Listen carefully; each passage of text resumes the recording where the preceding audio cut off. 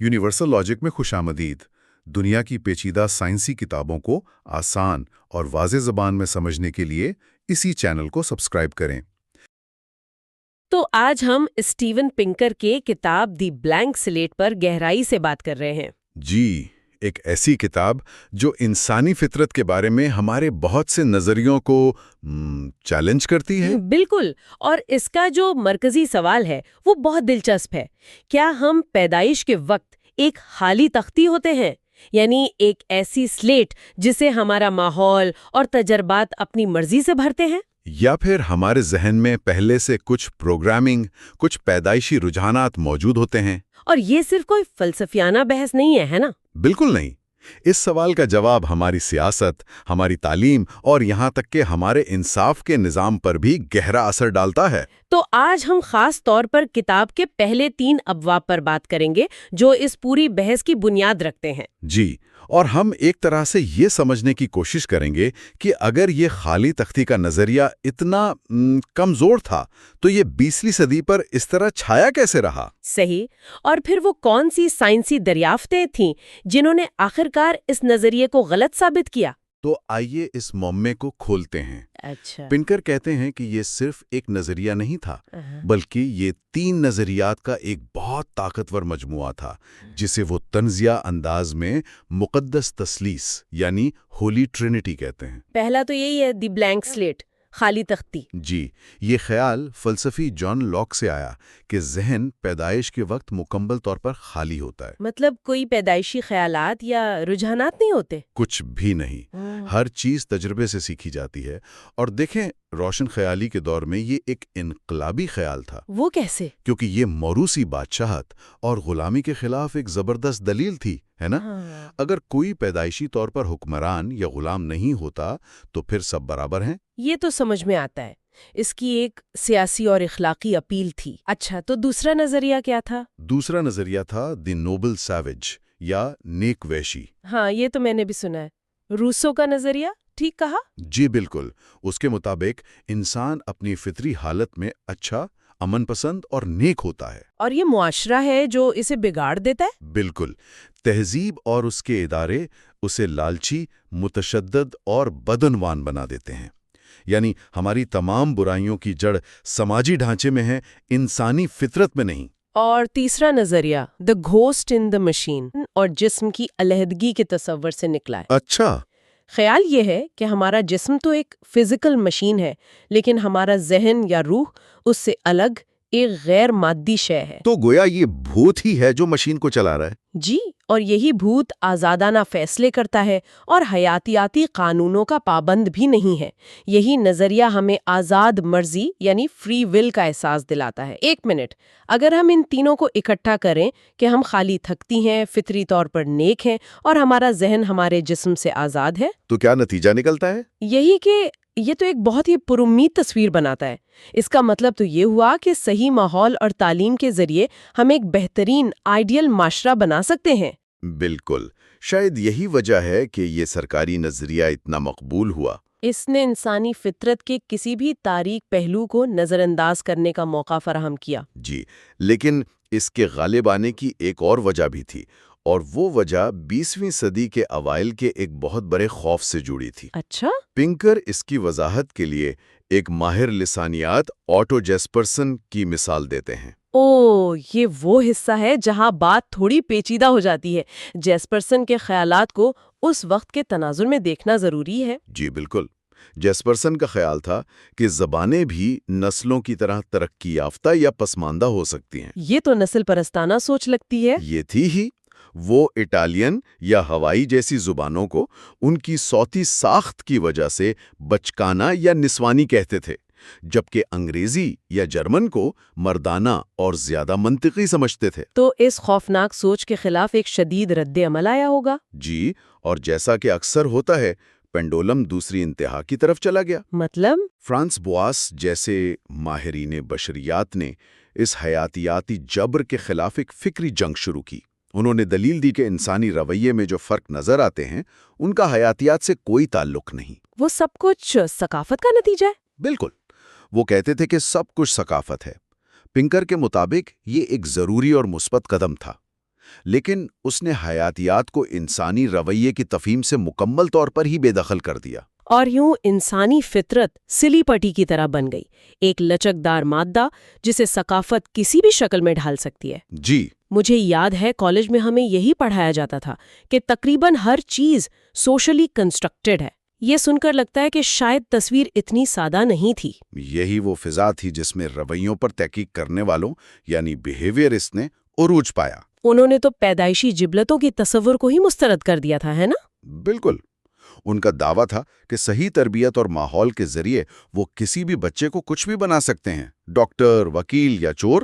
تو اس طرح خالی تختی صرف ایک نظریہ نہیں رہا، بلکہ سماجی علوم کا ایک بنیادی اصول بن گیا۔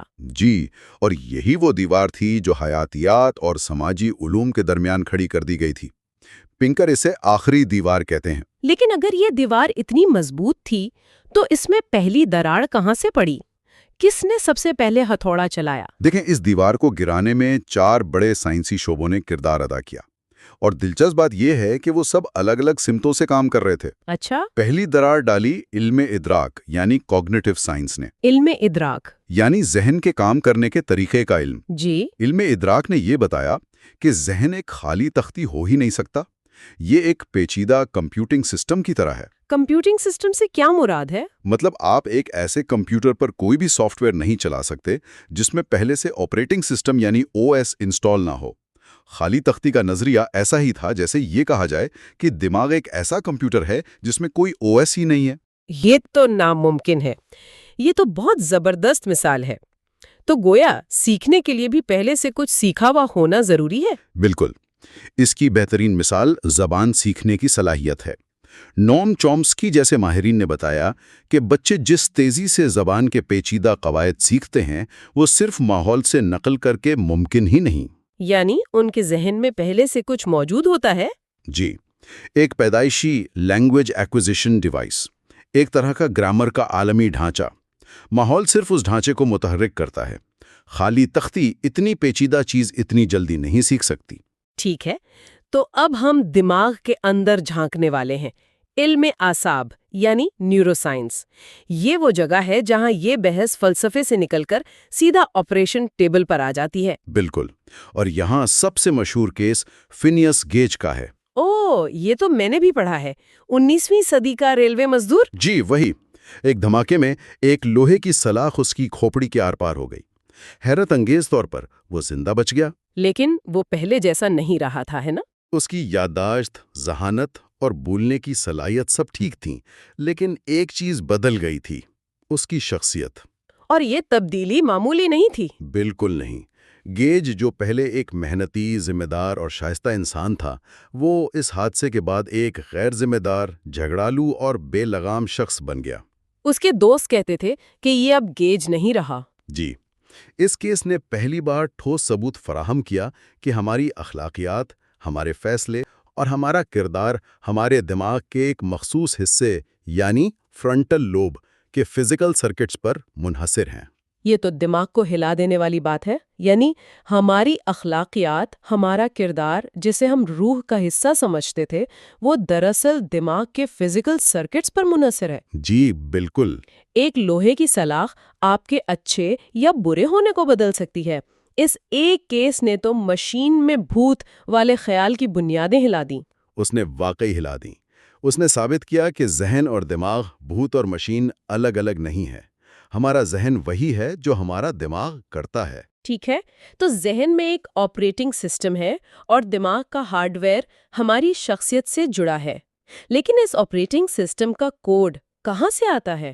اچھا سوال ہے، اور یہ ہمیں تیسرے شعبے یعنی رویہ جاتی جینیات یا بیہیویئرل جینیٹکس کی طرف لے جاتا ہے۔ یہ وہ جگہ ہے جہاں فطرت بمقابلہ تربیت کی بحث واقعی تیز ہو جاتی ہے۔ جی، اور اس شعبے نے سب سے متنازع لیکن سب سے ٹھوس شواہد فراہم کیے، خاص طور پر جڑواں بچوں پر کی گئی تحقیق سے۔ ان مطالعات میں ایک جیسے جڑواں بچوں کو دیکھا گیا جنہیں پیدائش کے وقت الگ کر دیا گیا تھا۔ جی، اور ان کی پرورش بالکل مختلف خاندانوں، مختلف ماحول اور یہاں تک کہ مختلف ممالک میں ہوئی تھی۔ اور جب وہ بڑے ہو کر ملے تو ان میں حیران کن مماثلتیں پائی گئیں؟ بہت زیادہ۔ نہ صرف ان کی شکل و صورت اور ذہانت میں، بلکہ ان کی شخصیت، ان کے مشاغل، ان کی سیاسی سوچ اور یہاں تک کہ ان کی پسند ناپسند میں بھی۔ ایک ساتھ پلے بڑے عام بھائی بہنوں سے بھی زیادہ؟ جی، ان سے کہیں زیادہ۔ اس سے یہ نتیجہ نکلا کہ ہماری شخصیت کا ایک بڑا حصہ ہماری جینز سے آتا ہے۔ مگر بہت سے لوگ اس پر اعتراض کرتے ہیں۔ وہ کہتے ہیں کہ یہ تو جینیاتی جبر یعنی جینیٹک ڈٹرمنزم کی طرف لے جاتا ہے۔ یہ ایک بہت اہم نقطہ ہے۔ اگر ہماری شخصیت جینز میں لکھی ہے تو پھر اچھی پرورش، تعلیم یا کوشش کرنے کا کیا فائدہ؟ دیکھیں، پنکر واضح کرتے ہیں کہ جینیات کا مطلب تقدیر نہیں ہے۔ جینز امکانات اور رجحانات پیدا کرتے ہیں، لازمیت نہیں۔ اچھا۔ آپ میں شاید غصے کا جینیاتی رجحان ہو، لیکن اس کا مطلب یہ نہیں کہ آپ ہر حال میں غصہ کریں گے۔ ماحول اور آپ کے اپنے فیصلے اب بھی بہت اہم ہیں۔ لیکن اس کا مطلب یہ بھی نہیں کہ ماحول ہی سب کچھ ہے۔ جینیات کو نظر انداز کرنا تصویر کا ایک بہت بڑا حصہ غائب کرنے کے مترادف ہے۔ بالکل۔ تو اگر جینز ہماری شخصیت اور رویوں میں ایک اہم کردار ادا کرتے ہیں تو اگلا منطقی سوال یہ ہے کہ یہ خاص جینز ہمارے اندر آئے کیوں؟ اور یہی سوال ہمیں چوتھے اور آخری سراغ یعنی ارتقائی نفسیات یا ایوولوشنری سائیکالوجی کی طرف لے جاتا ہے۔ ٹھیک ہے۔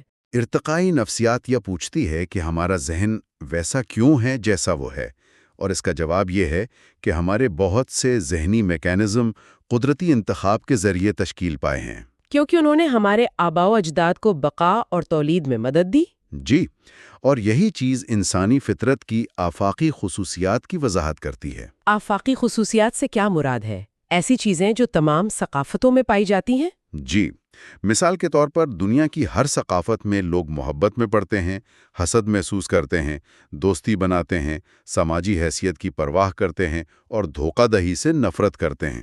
سانپوں اور مکڑیوں کا خوف بھی تو عالمی ہے۔ بالکل۔ اگر انسانی ذہن واقعی یہ خالی تختی ہوتا اور ثقافت اسے کچھ بھی بنا سکتی، تو ہمیں کچھ ایسی ثقافتیں بھی ملتی جہاں لوگ اپنے بچوں سے محبت نہ کرتے ہوں یا جہاں حسد کا کوئی وجود نہ ہو۔ لیکن ایسی کوئی ثقافت نہیں ملتی؟ نہیں ملتی۔ تو گویا یہ آفاقی خصوصیات اس بات کا ثبوت ہے کہ ہمارے ذہن میں کچھ پیدائشی پروگرامنگ موجود ہے جو لاکھوں سال کے ارتقاء کا نتیجہ ہے۔ بالکل۔ یہ چاروں شعبے، علم ادراک، علم اعصاب، رویاتی جینیات اور ارتقائی نفسیات، الگ الگ راستوں سے چل کر ایک ہی نتیجے پر پہنچے۔ اور وہ نتیجہ کیا تھا؟ یہی کہ انسانی ذہن خالی تختی نہیں ہے، اس کی ایک بھرپور، پیچیدہ اور پیدائشی ساخت ہے جو حیاتیات اور ارتقاء کی پیداوار ہے۔ آج کی گفتگو سے یہ بالکل واضح ہے کہ خالی تختی کا سادہ نظریہ جدید سائنسی شواہد کے سامنے نہیں ٹھہر سکتا۔ جی، ہم ایک ایسی مخلوق ہیں جسے حیاتیات اور ثقافت، فطرت اور تربیت دونوں مل کر تشکیل دیتے ہیں۔ یہ کوئی ایک دوسرے کے خلاف جنگ نہیں بلکہ ایک پیچیدہ رقص ہے۔ اور اہم نقطہ یہ ہے کہ اپنی پیدائشی ساخت کو تسلیم کرنا کوئی بری یا مایوس کن بات نہیں ہے۔ یہ ہمیں حیاتیاتی جبر کا شکار نہیں بناتا، بلکہ یہ ہمیں انسانی رویے کی پیچیدگی کو بہتر طور پر سمجھنے میں مدد دیتا ہے نا؟ بالکل۔ یہ سمجھنا کہ ہمارے اندر کون سے پیدائشی رجحانات ہیں، اچھے اور برے دونوں، ہمیں ان پر قابو پانے یا انہیں بہتر سمت دینے کے لیے زیادہ مؤثر حکمت عملیہ بنانے میں مدد کر سکتا ہے۔ یہ گفتگو ایک بہت اہم سوال کو جنم دیتی ہے جس پر غور کیا جا سکتا ہے۔ جی، اگر ہمارا ذہن خالی تختی نہیں بلکہ پہلے سے موجود ساختوں اور رجحانات کے ساتھ آتا ہے تو انسانی اصلاح اور کاملیت یعنی ہیومن پرفیکٹیبلٹی کے تصور کا کیا مطلب رہ جاتا ہے؟ یعنی کیا ہم واقعی معاشرے اور خود کو اپنی مرضی کے مطابق کسی بھی شکل میں ڈھال سکتے ہیں، یا کچھ بنیادی حدود ہیں جن کے اندر رہ کر ہی ہمیں کام کرنا ہوگا؟ یہ وہ سوال ہے جو اس پوری بحث کے مرکز میں۔ آج ہم ایک علمی جنگ کی کہانی کو آگے بڑھا رہے ہیں۔ یہ جنگ ایک بہت پرانے اور طاقتور نظریے کے گرد لڑی جا رہی ہے۔ وہ نظریہ جو کہتا ہے کہ انسانی ذہن ایک خالی سلیٹ ہے۔ بالکل۔ پچھلی بار ہم نے دیکھا تھا کہ یہ نظریہ کیا ہے اور اس کی جڑیں کہاں ہیں۔ آج ہم دیکھیں گے کہ یہ نظریہ ثقافت جیسی پیچیدہ چیز کی وضاحت کرنے میں کیسے ناکام رہا، اور کیسے جدید سائنس نے اسے تقریباً بچا ہی لیا تھا۔ ہاں، اور آخر میں یہ بحث لیبارٹری سے نکل کر ایک سیاسی اکھاڑے میں کیوں اور کیسے پہنچی۔ بالکل۔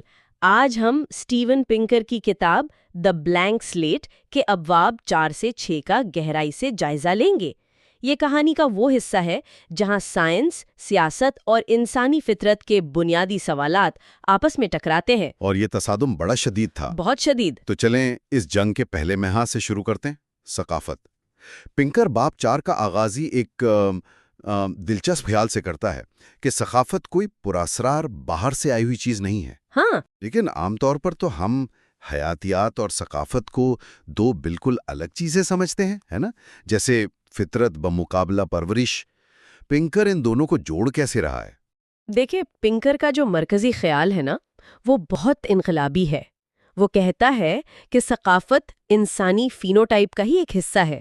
فینوٹائپ یہ ایک تکنیکی لفظ ہے، اس کو تھوڑا آسان کریں۔ جی، اس کا مطلب بہت سادہ ہے۔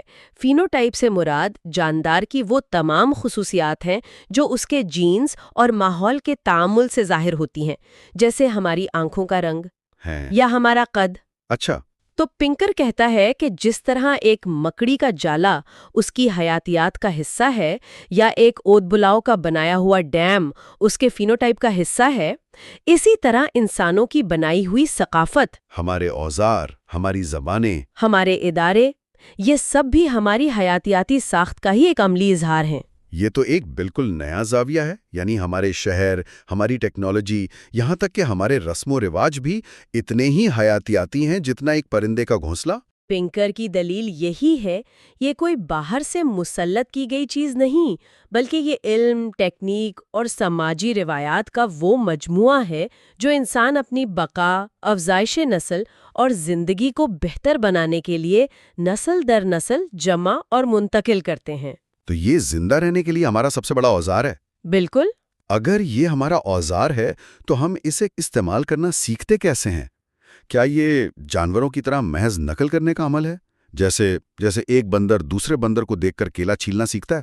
نہیں، اور پنکر کے مطابق یہی انسانوں اور دوسرے جانوروں کے درمیان کلیدی فرق ہے۔ کتاب میں بتایا گیا ہے کہ انسان، خاص طور پر بچے، صرف سطحی نقل نہیں کرتے۔ اچھا، چمپینزیوں کی نقل اکثر بے مقصد اور لفظی ہوتی ہے، لیکن انسانوں کے اندر ایک فطری نفسیات ہوتی ہے۔ اس کا مطلب یہ ہے کہ ہم دوسروں کے اعمال کے پیچھے چھپے ارادوں، خواہشات اور مقاصد کو سمجھنے کی صلاحیت رکھتے ہیں۔ اس کی کوئی عام زندگی سے مثال دے سکتے ہیں؟ یہ فطری نفسیات عمل میں کیسی نظر آتی ہے؟ ضرور۔ فرض کریں ایک بچہ دیکھتا ہے کہ اس کی ماں ایک اونچی شیلف کی طرف ہاتھ بڑھا رہی ہے اور مشکل میں ہے۔ ٹھیک ہے۔ وہ صرف ماں کے ہاتھ کی حرکت کی نقل نہیں کرے گا، وہ یہ سمجھ جائے گا کہ ماں کا مقصد شیلف سے کوئی ڈبہ اتارنا ہے، تو شاید وہ ایک کرسی لا کر دے دے۔ واہ، یعنی وہ ارادے کو سمجھ رہا ہے، صرف عمل کو نہیں۔ بالکل، یہ مقصد کو سمجھنے کی گہری صلاحیت ہے جو حقیقی ثقافتی تعلیم کو ممکن بناتی ہے۔ ہم صرف کیا نہیں سیکھتے، ہم کیوں بھی سیکھتے ہیں، اور اسی وجہ سے انسانی ثقافت اتنی پیچیدہ اور تیزی سے ترقی کرتی ہے۔ یہ بات سمجھ میں آتی ہے۔ اس کا مطلب تو یہ ہوا کہ ہمارا دماغ ثقافت کو جذب کرنے کے لیے پہلے سے ہی پہلے سے ہی تیار ہوتا ہے۔ بالکل، یہ ایک خالی سلیٹ نہیں ہے، بلکہ اس میں ایسے سافٹ ویئر پہلے سے انسٹالڈ ہے جو ہمیں دوسروں کے ارادوں کو سمجھنے اور ان سے سیکھنے میں مدد دیتے ہیں۔ صحیح۔ اور اسی سے جڑا ایک اور نقطہ معاشرتی مطابقت کا ہے۔ ہم اکثر رواج کی پیروی اس لیے نہیں کرتے کہ ہم بے عقل بھیڑ ہیں، بلکہ اس کے عملی فائدے ہیں۔ کیا فائدے؟ پہلا فائدہ معلوماتی ہے۔ اگر سب لوگ ایک خاص قسم کا پھل کھا رہے ہیں تو شاید وہ محفوظ اور غذائیت سے بھرپور ہے۔ دوسرا فائدہ سماجی ہے۔ ایک جیسے کام کرنے سے گروہ میں ہم آہنگی پیدا ہوتی ہے۔ اچھا، تو اگر ثقافت ہماری حیاتیات کا ہی ایک حصہ ہے تو یہ خالی سلیٹ کے نظریے کے تابوت میں ایک اور کیل ٹھوکنے کے مترادف ہے، لیکن کہانی اتنی سیدھی نہیں ہے نا؟ نہیں، بالکل نہیں۔ کیونکہ اس نظریے نے ایک آخری زبردست مزاحمت بھی تو کی تھی، اور وہ بھی سائنس کے اپنے ہی میدان سے۔ جی ہاں، اور یہ باب 5 کا موضوع ہے، دی سلیٹس لاسٹ سٹینڈ۔ 20ویں صدی کے آخر میں ایسا لگ رہا تھا کہ 3 بڑی سائنسی دریافتوں نے خالی سلیٹ کے نظریے میں ایک نئی جان ڈال دی ہے۔ اچھا، یہ تو بڑی دلچسپ بات ہے۔ وہ کون سی 3 دریافتیں تھیں جنہوں نے اس مرتے ہوئے نظریے کو سہارا دیا؟ پہلی تھی ہیومن جینوم پروجیکٹ، جب سائنسدانوں نے انسانی جینوم کا نقشہ مکمل کیا تو ایک حیران کن بات سامنے آئی۔ انسانوں میں صرف 34,000 کے قریب جینز تھے۔ صرف 34,000؟ یہ تو ایک چھوٹی سی مکھی سے کچھ ہی زیادہ ہیں۔ بالکل۔ اس پر خالی سلیٹ کے حامیوں نے فوراً دلیل دی کہ اتنے کم جینز پیچیدہ انسانی رویے، جبلت اور صلاحیتوں کی بنیاد کیسے ہو سکتے ہیں؟ ضرور ہمارا دماغ زیادہ تر پرورش سے ہی تشکیل پاتا ہوگا۔ یہ دلیل تو کافی وزنی لگتی ہے۔ کم جینز کا مطلب کم فطری پروگرامنگ؟ دوسری اور تیسری دریافتیں کیا تھیں؟ دوسری تھی کنیکشنزم۔ یہ مصنوعی ذہانت کا ایک نظریہ ہے جس میں ایسے کمپیوٹر ماڈلز بنائے گئے جو بظاہر بغیر کسی فطری ساخت کے محض تجربے سے پیٹرن سیکھ سکتے تھے۔ اور تیسری تھی نیورل پلاسٹیسٹی، یعنی دماغ کی تجربات کی بنیاد پر خود کو تبدیل کرنے اور ڈھالنے کی حیرت انگیز صلاحیت۔ اس سے یہ تاثر ملا کہ دماغ لامحدود حد تک لچکدار ہے۔ تو یہ تو خالی سلیٹ کے حق میں 3 مضبوط ستون لگتے ہیں: کم جینز، سیکھنے والے نیٹ ورکس اور ایک لامتناہی لچکدار دماغ۔ پنکر ان دلائل کو کیسے چیلنج کرتا ہے؟ پنکر کا موقف ہے کہ ان تینوں دریافتوں کی غلط تشریح کی گئی۔ وہ ایک ایک کر کے ان کا جواب دیتا ہے۔ جینوم کے بارے میں وہ کہتا ہے کہ جاندار کی پیچیدگی کا تعلق صرف جینز کی تعداد سے نہیں ہوتا۔ تو پھر کس چیز سے ہوتا ہے؟ اصل بات یہ ہے کہ جینز آپس میں کیسے تعامل کرتے ہیں، وہ کب آن اور آف ہوتے ہیں، اور وہ کیسے مل کر پیچیدہ ساختیں بناتے ہیں۔ اس کو ایسے سمجھیں جیسے آپ کے پاس لیگو کے صرف چند درجن مختلف قسم کے بلاکس ہوں، لیکن ان سے آپ اربوں مختلف چیزیں بنا سکتے ہیں۔ اگر آپ کے پاس صحیح ہدایات ہوں؟ بالکل، جینز وہی ہدایات ہیں۔ اور کنیکشنزم کے ماڈلز کے بارے میں کیا خیال ہے؟ ایک منٹ، آج کل ہم چیٹ جی پی ٹی جیسے ماڈلز دیکھ رہے ہیں جو زبان اور منطق میں حیرت انگیز کام کر رہے ہیں۔ کیا یہ پنکر کے اس اعتراض کو کمزور نہیں کرتا؟ یہ بہت اہم سوال ہے۔ پنکر جب یہ کتاب لکھ رہا تھا تب کے کنیکشنسٹ ماڈلز بہت سادہ تھے۔ وہ سادہ پیٹرن تو سیکھ سکتے تھے لیکن زبان کے گرامر یا منطقی استدلال جیسی چیزوں میں ناکام تھے۔ اچھا۔ ان کی ایک پیچیدہ پہلے سے طے شدہ ساخت یعنی آرکیٹیکچر ہوتی ہے جسے انسانوں نے ڈیزائن کیا ہے۔ وہ ایک خالی کاغذ پر نہیں بلکہ ایک بہت طاقتور پہلے سے بنے ہوئے ڈھانچے پر سیکھتے ہیں۔ ٹھیک ہے، تو یہ ماڈل بھی خالی نہیں ہے۔ اور نیورل پلاسٹیسٹی کے بارے میں کیا ہمارا دماغ واقعی لامحدود طور پر نہیں بدل سکتا؟ یہاں پنکر ایک بہت خوبصورت مثال دیتا ہے۔ وہ کہتا ہے کہ پلاسٹیسٹی کا مطلب لامحدود لچک ہرگز نہیں ہے۔ اسے ایک باغ کی طرح سمجھیں۔ باغ کی طرح؟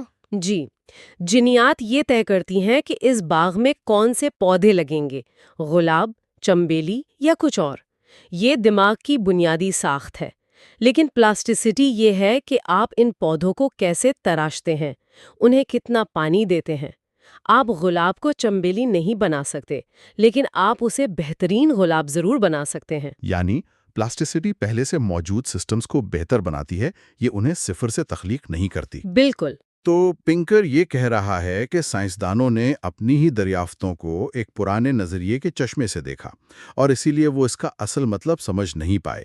یہ تو ایک طرح کی سائنسی کنفرمیشن بائس کی مثال ہے۔ بالکل یہی نقطہ ہے۔ پنکر کا کہنا ہے کہ یہ دعوے خالی سلیٹ کے نظریے کی توثیق نہیں کرتے بلکہ خود اسی نظریے سے پیدا ہوئے ہیں۔ ٹھیک ہے، تو سائنس کے میدان میں خالی سلیٹ کے آخری دفاعی مورچے بھی گر گئے، لیکن یہ بحث یہاں ختم نہیں ہوئی۔ یہ لیبارٹری سے نکل کر یونیورسٹی کیمپسز، اخبارات اور سیاسی جلسوں میں پہنچ گئی۔ جی، اور یہ باب 6 پولیٹیکل سائنٹسٹس کا موضوع ہے۔ 1970 کی دہائی میں انسانی فطرت سے متعلق حیاتیاتی نظریات کے خلاف اتنا شدید، اتنا ذاتی رد عمل کیوں سامنے آیا؟ اس سوال کا جواب سائنس میں نہیں بلکہ اس دور کے سیاسی اور سماجی ماحول میں ہے۔ وہ سیاسی شدت پسندی کا دور تھا۔ ویتنام جنگ، شہری حقوق کی تحریک، حقوق نسواں، یہ سب عروج پر تھیں۔ صحیح۔ اور اس ماحول میں بہت سے دانشور، خاص طور پر بائیں بازو سے تعلق رکھنے والے، خالی سلیٹ کے نظریے کو ترقی پسند اقدار کی بنیاد سمجھتے تھے۔ ان کا کیا مطلب تھا اس سے؟ خالی سلیٹ اور سماجی انصاف کا کیا تعلق ہے؟ ان کا خیال تھا کہ اگر انسان پیدائشی طور پر ایک خالی سلیٹ ہے تو تمام انسان برابر ہیں۔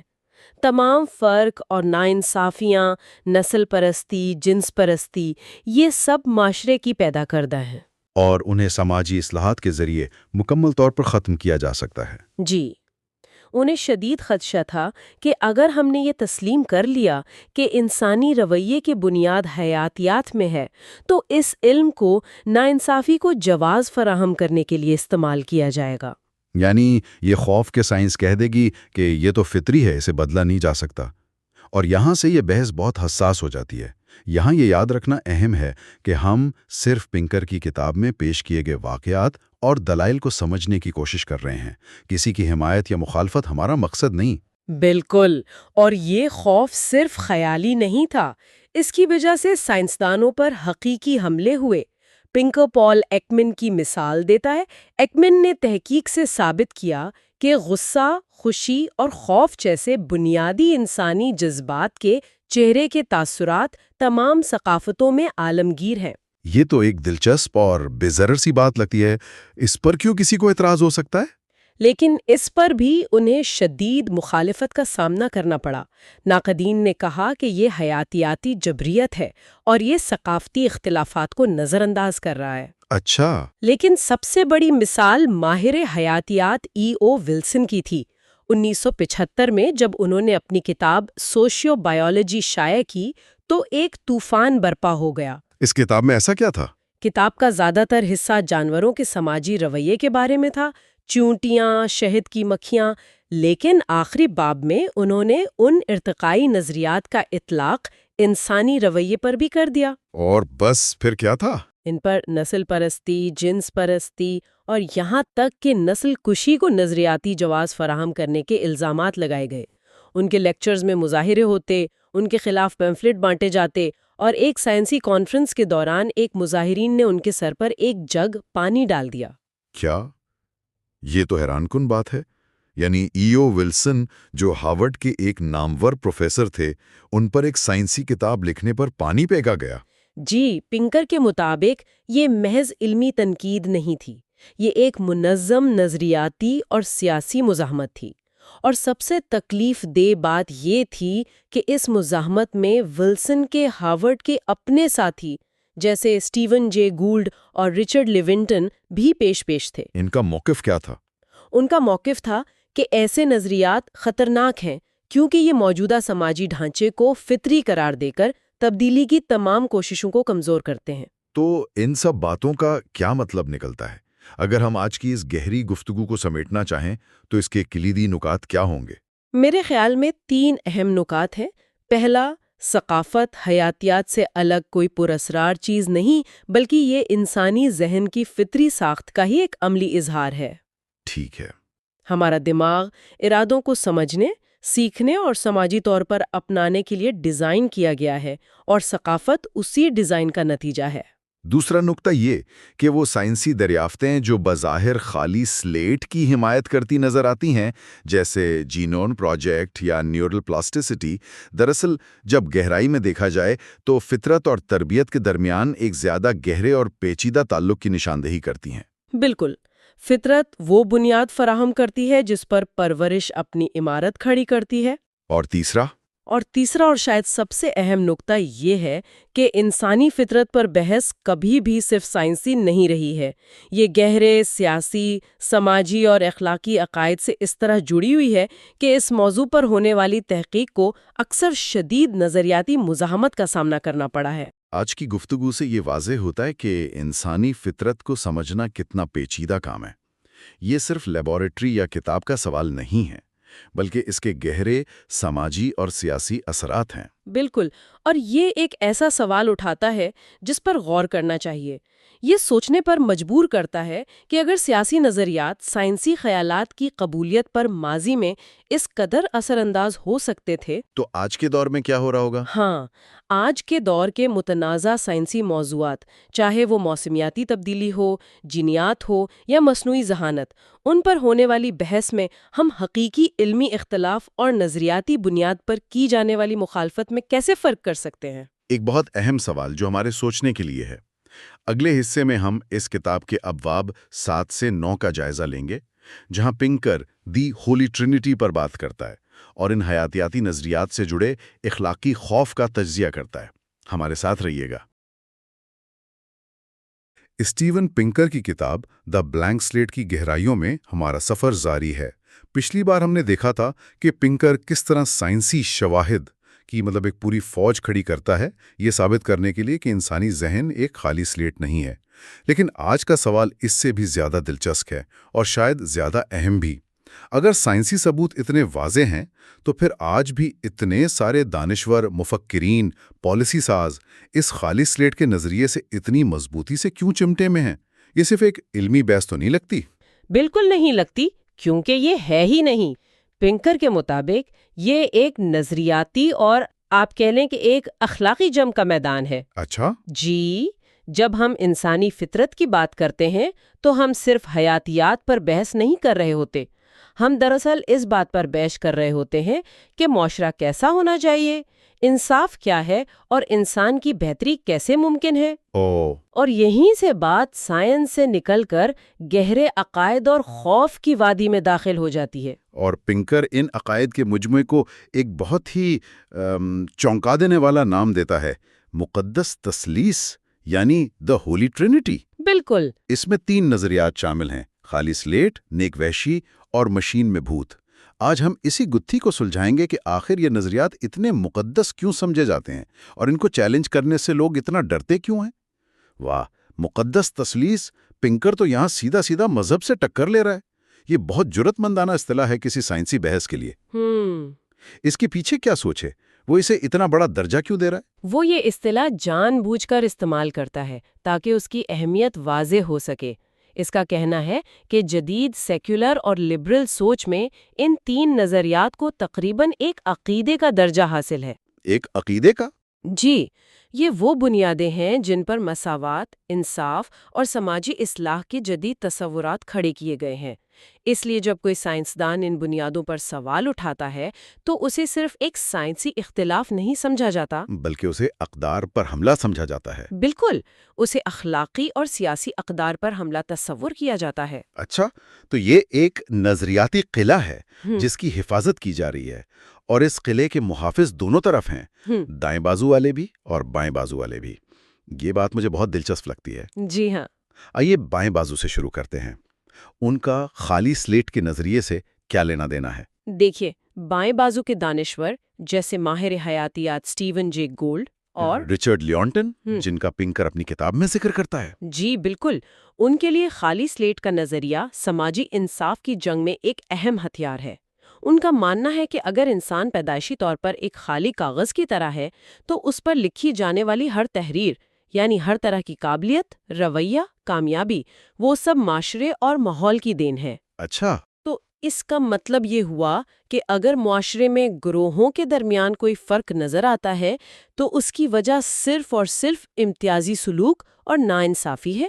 یعنی اگر ہم مان لیں کہ کچھ فرق پیدائشی بھی ہو سکتے ہیں تو اس سے نسل پرستی اور جنسی امتیاز جیسے تعصبات کو جواز ملنے کا خطرہ ہے؟ بالکل، یہی ان کا خوف ہے۔ کیا یہ خوف بالکل بے بنیاد ہے؟ تاریخ میں تو ہم نے دیکھا ہے کہ کس طرح حیاتیات کو بدترین جرائم کا جواز بنانے کے لیے استعمال کیا گیا ہے۔ آپ نے بالکل صحیح نس پر ہاتھ رکھا ہے۔ ان کا خوف بے بنیاد نہیں ہے، بلکہ تاریخ کے بھیانک تجربات پر مبنی ہے۔ لیکن پنکر کا استدلال یہ ہے کہ اس خوف کی وجہ سے ہم سچائی سے منہ موڑ رہے ہیں۔ بائیں بازو کے لیے اگر انسان ایک خالی سلیٹ ہے تو اس کا مطلب ہے کہ انسانیت کو مکمل طور پر از سر نو تشکیل دیا جا سکتا ہے۔ ایک بہترین معاشرہ بنا کر ہم ہر قسم کی ناانصافی اور برائی کو جڑ سے اکھاڑ سکتے ہیں۔ یہ ایک بہت پرکشش اور امید بھرا خواب ہے نا؟ اور اسی خواب سے نیک وحشی یعنی نوبل سیویج کا نظریہ بھی جڑا ہوا ہے۔ یہ خیال کہ انسان اپنی فطری حالت میں معصوم اور اچھا تھا اور اسے معاشرے نے خراب کر دیا۔ بالکل، یہ اسی تصویر کا دوسرا رخ ہے۔ اگر انسان فطری طور پر نیک ہے اور اس میں تشدد، لالچ یا خود غرضی جیسے منفی رجحانات پیدائشی نہیں ہیں تو پھر تمام مسائل کی جڑ سماجی ڈھانچے میں؟ جی، جیسے کہ سرمایہ داری یا پدر شاہی نظام میں۔ اس نظریے کے مطابق اگر ہم ان نظاموں کو بدل دیں تو انسان اپنی اصلی نیک فطرت کی طرف لوٹ جائے گا۔ اچھا، اسی لیے جب کوئی سائنسی تحقیق یہ بتاتی ہے کہ قبائلی معاشروں میں تشدد کی شرح جدید معاشروں سے کہیں زیادہ تھی تو اس کی شدید مخالفت کی جاتی ہے، کیونکہ یہ نیک وحشی کے رومانوی تصور کو توڑ دیتی ہے۔ ٹھیک ہے، تو بائیں بازو کا موقف تو سمجھ میں آ گیا، لیکن دائیں بازو والے، خاص طور پر مذہبی سوچ رکھنے والے، اس مقدس تثلیث کے تیسرے ستون یعنی مشین میں بھوت یا گوسٹ ان دا مشین کو کیوں بچانا چاہتے ہیں؟ ان کا خوف ایک مختلف جگہ سے آتا ہے۔ مشین میں بھوت مطلب یہ اصطلاح فلسفی گلبرٹ رائل کی ہے، اور یہ اس تصور کی عکاسی کرتی ہے کہ انسان کا ذہن یا روح اس کے جسم یعنی حیاتیاتی مشین سے الگ کوئی چیز ہے۔ یعنی روح کا تصور۔ جی، روایتی مذہبی عقائد کی بنیاد جس میں آزاد مرضی، اخلاقی ذمہ داری، یہ سب شامل ہیں۔ انہیں ڈر ہے کہ اگر نیورو سائنس اور ارتقائی نفسیات نے یہ ثابت کر دیا کہ ہمارا ذہن، ہمارے خیالات، ہمارے جذبات سب کچھ دماغ کی کیمیائی سرگرمیوں کا نتیجہ ہے، تو پھر روح کہاں گئی؟ آزاد مرضی کا کیا ہوگا؟ بالکل، اگر ہمارے فیصلے صرف نیورونز کی فائرنگ کا نتیجہ ہے تو پھر نیکی اور بدی کی اخلاقی ذمہ داری کس پر عائد ہوگی؟ تو گویا ایک طرف بائیں بازو والے ہیں جو معاشرتی تبدیلی کے لیے انسانی فطرت کے وجود سے انکاری ہیں، اور دوسری طرف دائیں بازو والے ہیں جو روح اور اخلاقیات کو بچانے کے لیے ذہن کو سائنس کی پہنچ سے دور رکھنا چاہتے ہیں۔ جی، اور پنکر کہتا ہے کہ یہی وہ نظریاتی اتحاد ہے جس نے انسانی فطرت کی سائنسی تحقیق کو اتنا متنازع بنا دیا ہے۔ یہ تو بڑی عجیب صورتحال ہے۔ یہ سائنس اور سیاست کا ایک بہت پیچیدہ گٹ جوڑ ہے۔ ٹھیک ہے، تو یہ نظریاتی جنگ تو سمجھ میں آتی ہے، لیکن اس کے پیچھے جو اصل ڈر ہے وہ شاید زیادہ گہرا ہے۔ پنکر دو بڑے خوف کی نشاندہی کرتا ہے: عدم مساوات کا خوف اور نامکملیت کا خوف۔ جی، آئیے پہلے عدم مساوات پر بات کرتے ہیں۔ یہ ڈر کہ اگر ہم سب پیدائشی طور پر ایک جیسے نہیں ہیں تو کیا اس سے ظلم اور امتیاز کو جواز نہیں مل جائے گا؟ یہ سب سے بڑا اور سب سے جائز نظر آنے والا خوف ہے، لیکن پنکر کہتا ہے کہ یہ غلط فہمی پر مبنی ہے۔ کیسے؟ وہ اس کا موازنہ گیلیلیو کے زمانے سے کرتا ہے۔ جب گیلیلیو نے کہا کہ زمین کائنات کا مرکز نہیں ہے تو لوگوں کو شدید خوف لاحق ہوا کہ اگر انسان کائنات کے مرکز میں نہیں ہے تو انسانی زندگی کی اہمیت ختم ہو جائے گی، اخلاقی افراتفری پھیل جائے گی۔ لیکن ایسا ہوا تو نہیں تھا؟ نہیں ہوا، بالکل نہیں۔ ہم نے اس نئی حقیقت کو قبول کیا اور ہماری اخلاقیات نے خود کو اس کے مطابق ڈھال لیا۔ لیکن گیلیلیو کی بات اور ہے، وہاں ستاروں اور سیاروں کی بات ہو رہی تھی۔ یہاں تو نسل اور جنس جیسے حساس معاملات ہیں جن کی تاریخ بہت تکلیف دے رہی ہے۔ کیا یہ موازنہ درست ہے؟ پنکر تسلیم کرتا ہے کہ یہاں معاملہ زیادہ حساس ہے، لیکن اس کا بنیادی نقطہ وہی ہے۔ وہ کہتا ہے کہ مساوات کا اصول ایک حیاتیاتی دعویٰ نہیں ہونا چاہیے کہ تمام لوگ پیدائشی طور پر ایک جیسے ہیں۔ تو پھر کیا ہونا چاہیے؟ یہ ایک اخلاقی اور سیاسی اصول ہونا چاہیے کہ تمام لوگوں کے ساتھ یکساں سلوک کیا جانا چاہیے اور انہیں یکساں حقوق اور موقع ملنے چاہیے۔ پنکر کا اصل نقطہ یہ نہیں کہ کون سا نظریہ زیادہ خطرناک ہے، وہ یہ کہہ رہا ہے کہ انسانی حقوق کو حیاتیات پر مبنی کرنا ہی بنیادی غلطی ہے۔ مطلب اگر ہم یہ کہیں گے کہ ہم برابر ہیں کیونکہ ہم حیاتیاتی طور پر ایک جیسے ہیں، تو جس دن سائنس نے کوئی فرق ڈھونڈ لیا، کیا اس دن مساوات ختم ہو جائے گی؟ بالکل، یہی وہ فکری جال ہے جس سے پنکر ہمیں نکالنا چاہتا ہے۔ یہ ایک بہت ہی طاقتور دلیل ہے، یعنی انصاف کی بنیاد اس حقیقت پر نہیں ہونی چاہیے کہ ہم سب ایک جیسے ہیں، بلکہ اس اصول پر کہ ہر فرد کو اس کی انفرادی خوبیوں کی بنیاد پر پرکھا جائے، نہ کہ اس کے گروہ کی اوسط پر۔ بالکل، پنکر واضح کرتا ہے کہ جینیاتی تنوع کا زیادہ تر حصہ افراد کے درمیان ہوتا ہے، گروہوں کے درمیان نہیں۔ کسی بھی گروہ کے اندر صلاحیتوں کا فرق دو مختلف گروہوں کے اوسط فرق سے کہیں زیادہ ہوتا ہے۔ تو کسی فرد کے ساتھ اس کے گروہ کی بنیاد پر امتیازی سلوک کرنا نہ صرف غیر اخلاقی ہے بلکہ سائنسی طور پر بھی احمقانہ ہے۔ جی بالکل۔ اس حوالے سے نازی اعظم کی مثال ہمیشہ سامنے لائی جاتی ہے، جہاں حیاتیات کو تاریخ کے بدترین جرائم کا جواز بنانے کے لیے استعمال کیا گیا۔ جی، اور پنکر اسے سائنس کا آپ کہہ لیں کہ ایک بھیانک اور مجرمانہ غلط استعمال قرار دیتا ہے، لیکن پھر وہ ایک بہت اہم اور متنازع نقطہ اٹھاتا ہے۔ وہ کیا؟ اور انسانی فطرت کو مکمل طور پر بدل کر ایک نیا انسان بنانا چاہتے تھے۔ جی، ان کے نتیجے میں بھی کروڑوں لوگ مارے گئے۔ स्टालिन, माओ और पोल पाट के तजुर्बात इसकी भयानक मिसालें हैं। तो सवाल ये पैदा होता है कि असल खतरा क्या है? हयातियात का इल्म या कोई भी नजरिया, चाहे वो हयातियाती हो या समाजी, जिसे इंतहा पसंदी के साथ नाफिज किया जाए? यही पिंकर का सवाल है। ठीक है, तो मसावत का खौफ एक सियासी और इखलाकी बुनियाद पर है, लेकिन एक और खौफ है जो ज्यादा जाती महसूस होता है।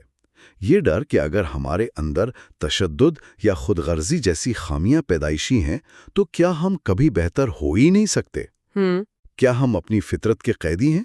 ये नामुकम्मलियत का खौफ है। हाँ, और ये एक बहुत आम फिक्री गलती पर मबनी है जिसे फ़लसफ़े में नेचुरलिस्टिक फैलेसी कहते हैं। यानी ये मान लेना कि जो कुछ फितरी है वो अच्छा और नाकाबिले तब्दीली भी है। इसकी कोई मिसाल? जैसे शेर हरन का शिकार करता है, ये फितरी है, लेकिन हम इसे अखलाकी तौर पर अच्छा नहीं कहते। पिंकर कहता है कि इसी तरह अगर इंसान में कोई मनफी रुझान, मसलन अपने ग्रोह की तरफदारी या तशद्दुद का रुझान, फितरी भी है, तो ये इसे अखलाकी तौर पर दुरुस्त या काबिल कबूल नहीं बनाता। ये बात फेमिनिस्ट तहरीकों के लिए बहुत अहम है, जो इस ख्याल की मुखालिफत करती हैं कि मर्दों में तशद्दुद का रुझान फितरी है। वो इसे एक खतरनाक जवाब समझती हैं। ये एक काबिल फ़हम तशवीश है, लेकिन पिंकर का इस्तिदलाल इसके बिल्कुल बरक्स है। वो कहता है कि किसी मसले को हल करने का पहला कदम ये तस्लीम करना है कि वो मसला मौजूद है। अच्छा, हम बीमारियों का इलाज इसलिए कर पाते हैं कि हम ये तस्लीम करते हैं कि वो हमारे जिस्म का एक फितरी हिस्सा हो सकती है। हम ये नहीं कहते कि चूंकि कैंसर एक फितरी अमल है इसलिए हमें उसे कबूल कर लेना चाहिए।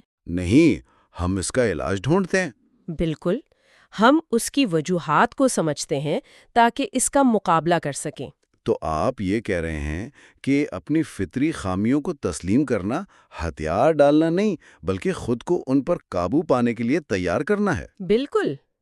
पिंकर के मुताबिक इंसानी तहजीब की पूरी इमारत इसी हकीकत पर खड़ी है। हमने जमहूरियत, कानून की हुक्मरानी और अखलाकी ज़ाब्ते क्यों बनाए? इसलिए नहीं कि हम फरिश्ते हैं। बिल्कुल, बल्कि इसलिए बनाए हैं कि हम जानते हैं कि हम नहीं हैं। हम जानते हैं कि हम में ताकत का गलत इस्तेमाल करने, खुद गर्ज होने और तशद्दुद करने की सलाहियत मौजूद है। ये इदारे हमारी बेहतर फितरत को हमारी बदतर फितरत पर काबू पाने में मदद देने के लिए बनाए गए हैं। अदाकारा कैथरीन हेपबर्न का एक बहुत खूबसूरत कॉल याद आता है, जो पिंकर ने अपनी किताब में भी नकल किया है। फितरत वो चीज़ है जिससे बुलंद होने के लिए हमें इस दुनिया में रखा गया है। ये कॉल पिंकर के पूरे मौक़िफ़ का निचोड़ है। इंसानी फितरत को समझना हमें मायूसी या तकदीर परस्ती की तरफ नहीं ले जाता। ये हमें एक ज़्यादा हकीकत पसंदाना नक्शा फराहम करता है। ये हमें बताता है कि हम कहाँ फिसल सकते हैं, हमारी कमज़ोरियाँ क्या हैं, ताकि हम उनके गिर्द मजबूत हिफाजती बाड़ लगा सकें। ये हमें एक बेहतर दुनिया बनाने के लिए ज़्यादा मौसर औजार फराहम करता है, ना कि महज नेक ख्वाहिशात पर मबनी ख्याली मंसूबे। तो इस सारी बहस का खुलासा ये है कि इंसानी फितरत के साइंसी मुताले की मुखालिफत की जड़ें साइंस में नहीं, बल्कि गहरे सियासी, इखलाकी और नफ्सियाती खौफ में हैं। जी, अदम मसावात का खौफ, और ये खौफ कि हम अपनी खामियों पर काबू नहीं पा सकते। लेकिन पिंकर के नज़दीक ये दोनों खौफ बड़ी गलत फहमियों पर मबनी हैं। अपनी फितरत को तस्लीम करना हमें बर्बाद नहीं करता, बल्कि ये हमें आज़ादी देता है कि हम हकीकत की बुनियाद पर एक ज़्यादा मुनसिफाना और बेहतर मुआशरा तामीर कर सकें। इस गुफ्तगू ने सोच के कई नए दर खोले हैं। इस पर हमारे सुनने वालों की राय जानना बहुत दिलचस्प होगा। अपनी राय ज़रूर शेयर करें। क्या आप खाली स्लेट के नज़रिए को एक महफूज और ज़रूरी झूठ समझते हैं, या पिंकर का ये मौक़िफ़ ज़्यादा मंतकी है कि सच्चाई, चाहे वो कितनी ही बेआराम क्यों ना हो, हमेशा बेहतर रहनुमाई करती है? और एक आखिरी सवाल में भी छोड़कर जाना चाहूँगी जिस पर गौर किया जा सकता है। अगर हमारा इखलाकी एहसास खुद इर्तिका की पैदावार है, तो उस वक्त क्या होता है जब हमारी दो फितरी इखलाकी हिस्से, मसलन अपने ख़ानदान से वफ़ादारी का जज्बा और तमाम इंसानों के साथ मुनसिफाना सलूक का उसूल, आपस में टकरा जाएं? ये एक मुश्किल सवाल है। तो क्या अपनी इखलाकियात की हयातियाती जड़ों को समझना हमें ये फैसला करने में मदद दे सकता है कि इनमें से कौन सा रास्ता ज़्यादा बेहतर है? बहुत गहरा सवाल है, इस पर सोचना पड़ेगा। اگلے حصے میں ہم پنکر کی کتاب کے مزید پیچیدہ موضوعات پر بات کریں گے، جن میں ڈٹرمنزم، نہیلزم اور انسان کے فیصلوں پر سائنس کے اثرات شامل ہیں۔ یعنی باب 10 سے 12 پر ایک نظر ڈالیں گے۔ ہمارے ساتھ رہیں۔ آج ہم کچھ ایسے گہرے سوالات پر بات کرنے والے ہیں جو اکثر سائنس اور انسانیت کے درمیان ایک دیوار سے کھڑی کر دیتے ہیں۔ یہ وہ خوف ہیں جو تب پیدا ہوتے ہیں جب ہمیں لگتا ہے کہ اگر ہمارے احساسات، ہمارے فیصلے، ہماری اخلاقیات، اگر ان سب کی جڑیں بائیولوجی میں ہیں تو شاید ہماری انسانیت ہی خطرے میں ہے۔ ہم اسٹیون پنکر کی کتاب دی بلینک سلیٹ کے کچھ بہت اہم ابواب کا جائزہ لے رہی ہیں۔ آج کا مقصد ان 3 بڑے خدشات کو سمجھنا ہے۔ پہلا، جبریت یعنی ڈٹرمنزم کا خوف۔ کیا ہمارے فیصلے پہلے سے طے شدہ ہیں؟ کیا آزاد مرضی صرف ایک وہم ہے؟ دوسرا، بے معنویت یعنی نائہلزم کا ڈر۔ کیا سائنسی وضاحتیں زندگی سے مقصد اور معنی چھین لیتی ہیں؟ اور تیسرا، حقیقت سے ناتا ٹوٹنے کا خدشہ، یعنی جو ہم دیکھتے اور سمجھتے ہیں وہ سچ ہے بھی یا صرف ایک سوشل کنسٹرکٹ ہے؟ اور دیکھیں، ان تمام خدشات کے مرکز میں ایک بنیادی غلط فہمی ہے۔ کتاب کا جو مرکزی نقطہ ہے وہ یہ ہے کہ انسانی رویے کی سائنسی تفہیم ہماری ہمدردی اور اخلاقیات سے ٹکراتی نہیں ہے۔ یہ سمجھنا کہ ہم فیصلے کیوں کرتے ہیں ہماری اخلاقی ذمہ داری کو کم نہیں کرتا، بلکہ شاید پہلی بار ہمیں یہ سمجھنے کا موقع دیتا ہے کہ ہماری اخلاقیات کا آپریٹنگ سسٹم آخر کام کیسے کرتا ہے۔ چلیں پھر اس آپریٹنگ سسٹم کو سمجھنے کی کوشش کرتے ہیں۔ پہلا اور شاید سب سے بڑا خوف جبریت یعنی ڈٹرمنزم کا ہے۔ یہ خیال کہ ہمارے تمام انتخاب ہمارے جینز، دماغی کیمیکلز اور ماحول کا نتیجہ ہے اور آزاد مرضی جیسی کوئی چیز ہے ہی نہیں۔ کتاب میں ایک بہت ہی پریشان کن قول کا حوالہ دیا گیا ہے۔ اس میں کوئی شک نہیں کہ جیک دی رپر نے بھی خود کو یہ کہہ کر معاف کر دیا ہوگا کہ یہ انسانی فطرت ہے۔ یہ جملہ سن کر ہی خوف سا محسوس ہوتا ہے۔ اگر بائیولوجی ہی ہمارے اعمال کی ذمہ دار ہے تو پھر کسی کو جواب دہ کیسے ٹھہرایا جا سکتا ہے؟ یہ ایک بہت حقیقی اور گہرا خوف ہے، لیکن کتاب اس مسئلے کو ایک بہت ہی دلچسپ زاویے سے دیکھتی ہے۔ وہ کہتی ہے کہ ہمیں انتخاب کرنے کے تجربے کو اس کے پیچھے کام کرنے والے میکینزم سے الگ کرنا ہوگا۔ جب آپ یہ فیصلہ کر رہے ہوتے ہیں کہ چائے پینی ہے یا کافی، تو یہ تجربہ، یہ سوچ بچار آپ کے دماغ میں ایک حقیقی اعصابی عمل کے طور پر ہو رہا ہوتا ہے۔ پنکر کا کہنا ہے کہ اس بات پر پریشان ہونا کہ آیا یہ عمل حتمی طور پر آزاد ہے یا نہیں، یہ بے معنی ہے، کیونکہ اگر جبریت 100% سچ ہوتی بھی تو اس پر آپ کا پریشان ہونا بھی تو پہلے سے طے شدہ ہوتا۔ تو اس بحث میں الجھنے سے بہتر ہے کہ اس کے عملی نتائج کو دیکھا جائے۔ ایک منٹ، لیکن عملی نتائج ہی تو سب سے زیادہ خوفناک ہیں۔ اگر ہم یہ مان لیں کہ رویے کی وجوہات ہوتی ہیں تو ایک اچھا وکیل عدالت میں یہ دلیل نہیں دے سکتا کہ اس کا موکل اپنے پس منظر یا جنیات کی وجہ سے جرم پر مجبور تھا۔ یہ تو ایک بہت پھسلواں ڈھلوان لگتی ہے۔ اس سے تو انصاف کا پورا نظام ہی کمزور ہو جائے گا۔ کتاب میں انسینٹی ڈیفنس پر بھی بات کی گئی ہے جو اسی طرح کی دلیل ہے۔ بالکل، اور یہ ایک بہت اہم نقطہ ہے۔ کتاب اس کا جواب ایک بہت واضح اصول سے دیتی ہے۔ کسی چیز کو سمجھنے کا مطلب اسے معاف کرنا نہیں ہے۔ To explain is not to excuse. کسی رویے کی وجہ جاننا، چاہے وہ حیاتی ہو، سماجی ہو یا کچھ اور، یہ اس عمل کو اخلاقی یا قانونی طور پر معاف کرنے کے برابر نہیں۔ سزا اور جواب دہی کا جو نظام ہے وہ معاشرے میں ایک عملی مقصد پورا کرتا ہے، برے کاموں کو روکنا، ڈیٹرنس۔ اگر کسی کے عمل سے دوسروں کو نقصان پہنچتا ہے تو سزا کا مقصد یہ ہے کہ مستقبل میں وہ شخص اور دوسرے لوگ ایسا کرنے سے باز رہیں۔ تو آپ کہہ رہے ہیں کہ وجہ کچھ بھی ہو، اگر کوئی شخص معاشرے کے لیے خطرہ ہے تو معاشرے کو اسے روکنے کا حق حاصل ہے؟ جی، کتاب کا موقف یہی ہے۔ رویے کی وجوہات کو سمجھنا ذمہ داری کو ختم نہیں کرتا، بلکہ یہ ہمیں زیادہ مؤثر روک تھام کے طریقے بنانے میں مدد دے سکتا ہے۔ مثال کے طور پر، اگر ہمیں پتہ چلے کہ بعض دماغی حالات تشدد کے رجحان کو بڑھاتے ہیں، تو ہم سزا دینے کے ساتھ ساتھ ان حالات کا علاج بھی تو تلاش کر سکتے ہیں۔ وجہ کو سمجھنا ہمیں بے بس نہیں کرتا، بلکہ زیادہ بااختیار بناتا ہے۔ یہ وہ نقطہ ہے جہاں میرا دماغ تھوڑا گھوم گیا تھا۔ کتاب یہ کہہ رہی ہے کہ اگر ہمارے فیصلے مکمل طور پر آزاد اور بے ترتیب ہوتے، مطلب ان کی کوئی وجہ نہ ہوتی، تو سزا دینا بے معنی ہو جاتا۔ یہ تو میرے لیے بالکل الٹی بات ہے۔ ہم تو یہی سمجھتے ہیں کہ ذمہ داری کا مطلب ہی یہ ہے کہ آپ کے پاس مکمل آزادی تھی۔ یہ ایک بہت عام فہم لیکن گہری غلط فہمی ہے۔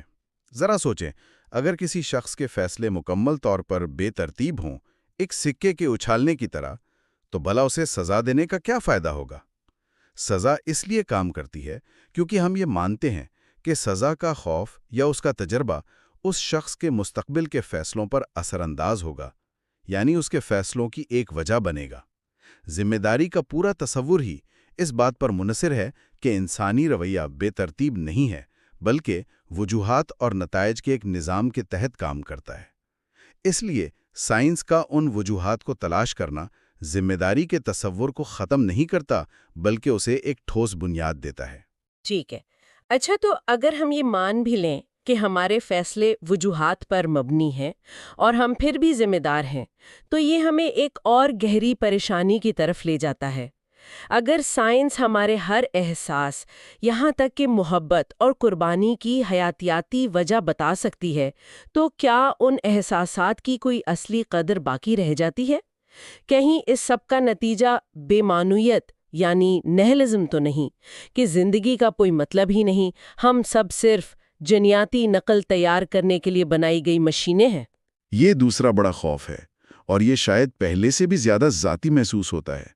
یہ خوف صرف مذہبی حلقوں میں نہیں، سیکولر حلقوں میں بھی پایا جاتا ہے۔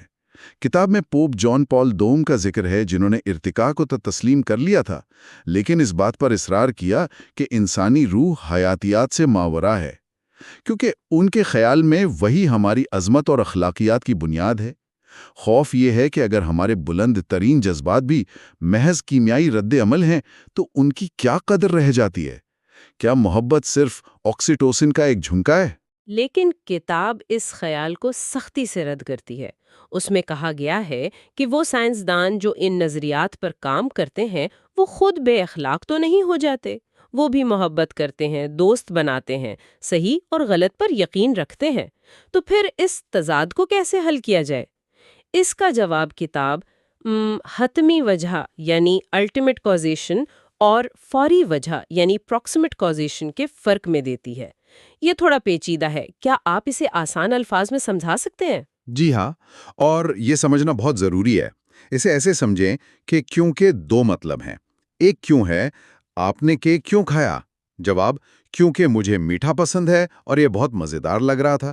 یہ ہے فوری وجہ، پراکسیمیٹ کاز۔ یہ آپ کا ذاتی نفسیاتی تجربہ ہے۔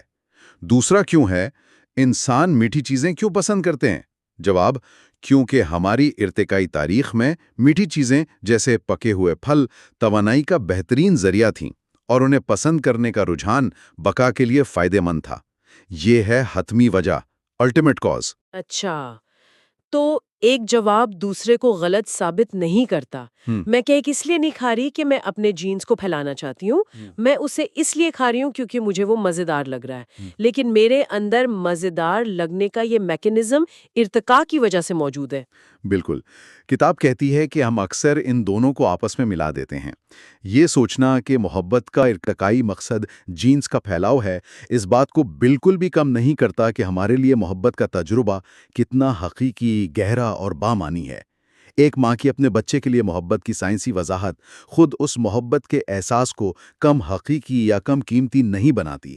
یہ دونوں سطحوں پر سچ ہے۔ در حقیقت کتاب میں ایک بہت خوبصورت قول ہے، زندگی کو اس احساس سے زیادہ کوئی چیز معنی نہیں دیتی کہ شعور کا ہر لمحہ ایک قیمتی تحفہ ہے۔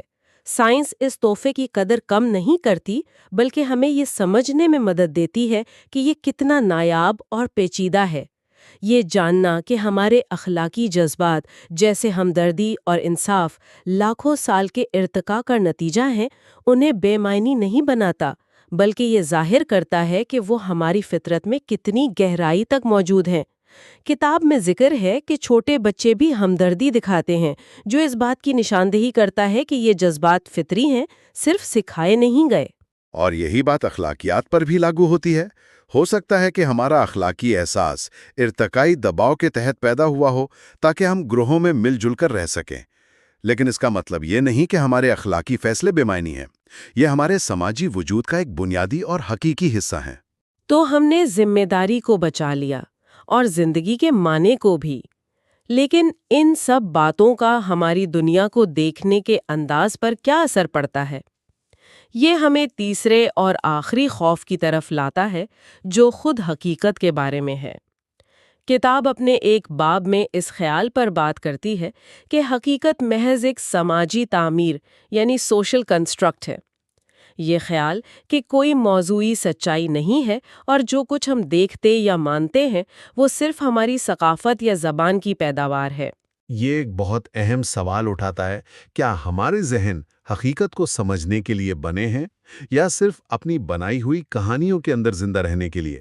پنکر کی دلیل یہ ہے کہ اگرچہ ہمارے ادراک کے نظام میں خامیاں ہیں اور ہم غلطیاں کر سکتے ہیں، لیکن بنیادی طور پر یہ ہمیں حقیقت سے جوڑنے کے لیے ہی بنے ہیں۔ وہ آپٹیکل ایلیوژنز کی مثال دیتے ہیں۔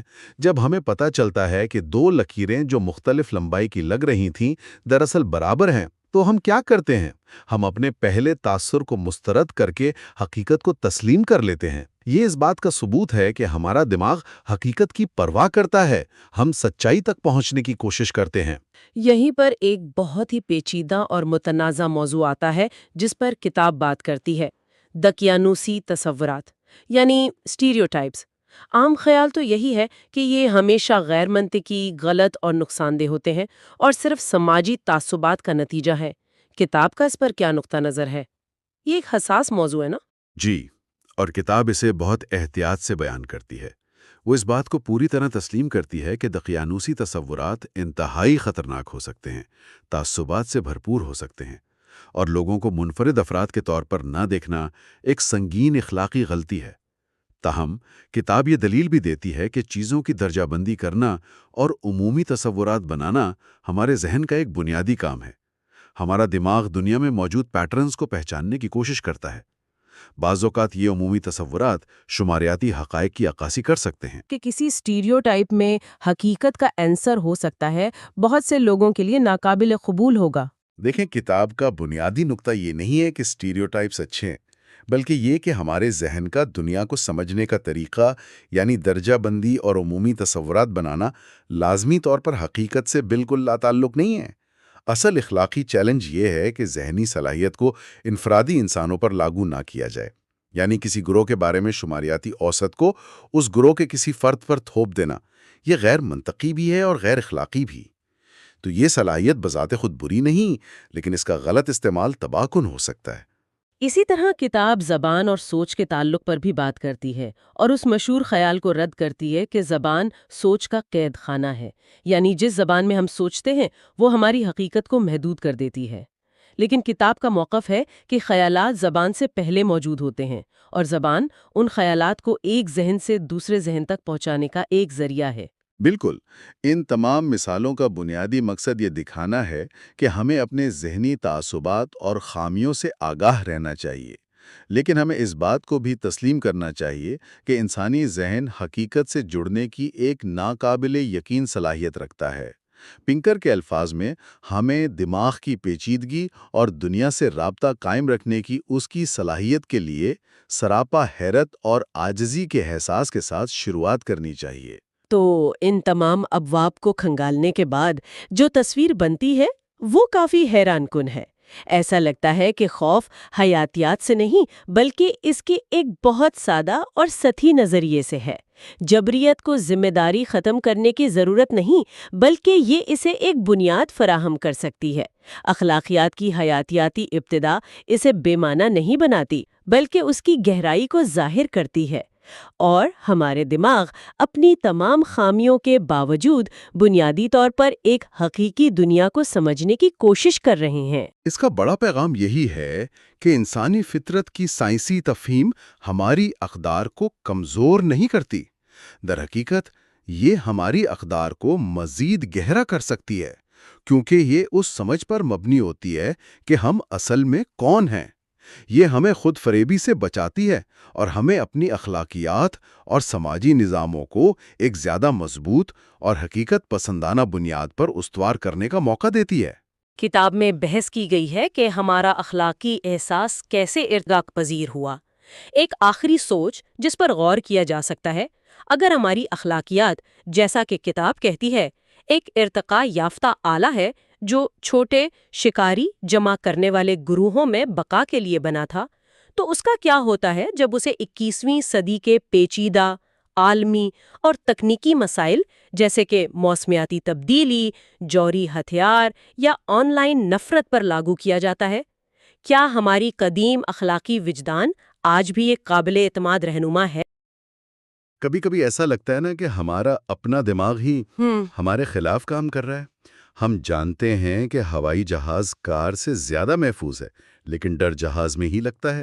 بالکل۔ ہم جانتے ہیں کہ سوشل میڈیا پر بحث کرنا وقت کا ضیاع ہے، لیکن پھر بھی گھنٹوں لگا دیتے ہیں۔ یہ الجھن آخر ہے کیوں؟ آج ہم انسانی فطرت کی اسی گہرائی میں اتریں گے اور یہ جاننے کی کوشش کریں گے کہ ہمارا قدیم یعنی لاکھوں سال پرانا ذہن اس جدید دنیا کے چیلنجز کا سامنا کرنے میں اتنی جدوجہد کیوں کرتا ہے۔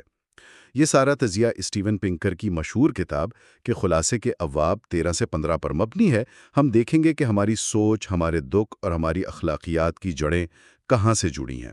اور اس گفتگو کا مقصد صرف دلچسپ حقائق بتانا نہیں ہے، بلکہ یہ سمجھنا ہے کہ ہمارے احساسات اور فیصلے اکثر اتنے غیر منطقی کیوں لگتے ہیں۔ ہم 3 بڑے سوالوں کے جواب تلاش کریں گے۔ پہلا، کیا ہمارا دماغ آج کی دنیا کے لیے آؤٹ ڈیٹڈ ہو چکا ہے؟ اچھا۔